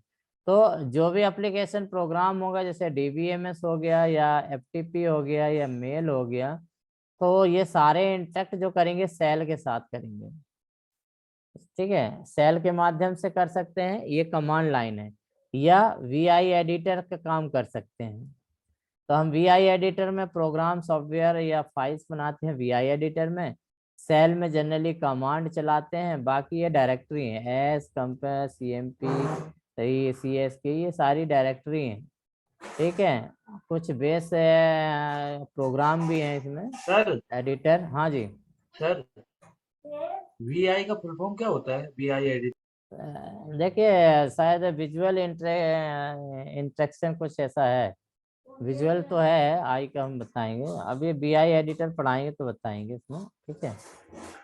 तो ये जो है आपका जनरली, जैसे अभी हमने ऑपरेटिंग सिस्टम का आर्किटेक्चर बताया था, ये OS का आर्किटेक्चर है। OS का आर्किटेक्चर में देखिए, ऑपरेटिंग सिस्टम है, एप्लीकेशन है, यूजर है, हार्डवेयर है, सब है। वही चीज यहाँ पर भी आपको देखेगा। हार्डवेयर इसमें क्या है, आपका ये बीच में हार्डवेयर है, उसके बाद क्या होता है, कर्नल होता है, कर्नल के बाद क्या होता है, सेल होता है, सेल के बाद आपका DBMS FTP मेल, ये एप्लीकेशन प्रोग्राम होते हैं, या आप इसी से बोल सकते हैं ये यूजर भी है एक प्रकार से बना है, ठीक है। यदि हम बोले यूजर, तो ये आखिरी में यूजर आएगा। यूजर हार्डवेयर से यदि काम कराना चाहता है, तो आपको क्या करना पड़ेगा, सेल में जाना पड़ेगा। सेल में कमांड दोगे, कमांड जाएगी कर्नल के पास, कर्नल उसे लिसन करेगा, फिर हार्डवेयर जो सीपीयू रैम मेमोरी ये सब अंदर है, सीपीयू रैम मेमोरी प्रिंटर सब अंदर है, कर्नल से यूज होगा। तो कर्नल जो होता है कोर में रहता है। आपका ये क्वेश्चन कर्नल से बनेगा सीपीयू। इसके बाद नेक्स्ट टाइम में देखेंगे डिफरेंट कमांड्स देखेंगे जो जनरली एग्जाम में आते हैं। हालांकि हमारा प्रोग्राम ये बना हुआ पूरा स्लाइड है, लिनक्स का पूरा बना हुआ है, तो ये हम नेक्स्ट क्लास में पढ़ेंगे, ठीक है।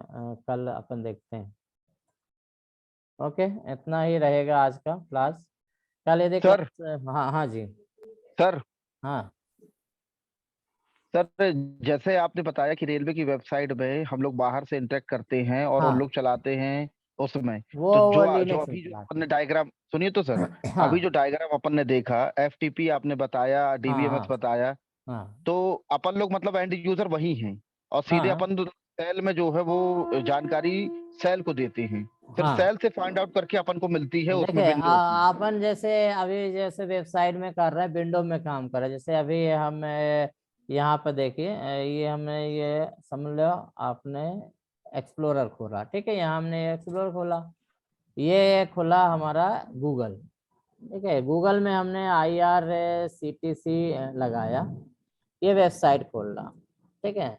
ये आपको मालूम है यहाँ हमने खोला है विंडो में खोला, ठीक है, ये आपका विंडो में खोला, IRCTC की वेबसाइट है खोला। तो ये IRCTC की वेबसाइट जो हमने खोला, तो ये क्या है क्या, उनके पास एक और सर्वर है जिसे विंडो सर्वर बोलते हैं, विंडो सर्वर 2018 या कुछ डला होगा। देखिए लिनक्स क्या बहुत अंदर है, लिनक्स में डाटाबेस है, याद रखिए, इन्फॉर्मिक्स और डाटाबेस क्या है, वो लाइनक्स या यूनिक्स सिस्टम में डला है, जो जिसको एक्सेस केवल कमांड लाइन से ही एक्सेस कर सकते हैं, जिसमें क्या है ये इन्फॉर्मिक्स, जैसे इन्फॉर्मिक्स लिनक्स में स्टोर हो जाता है या क्लाइंट में स्टोर होता है, वो एक्सेस करता है।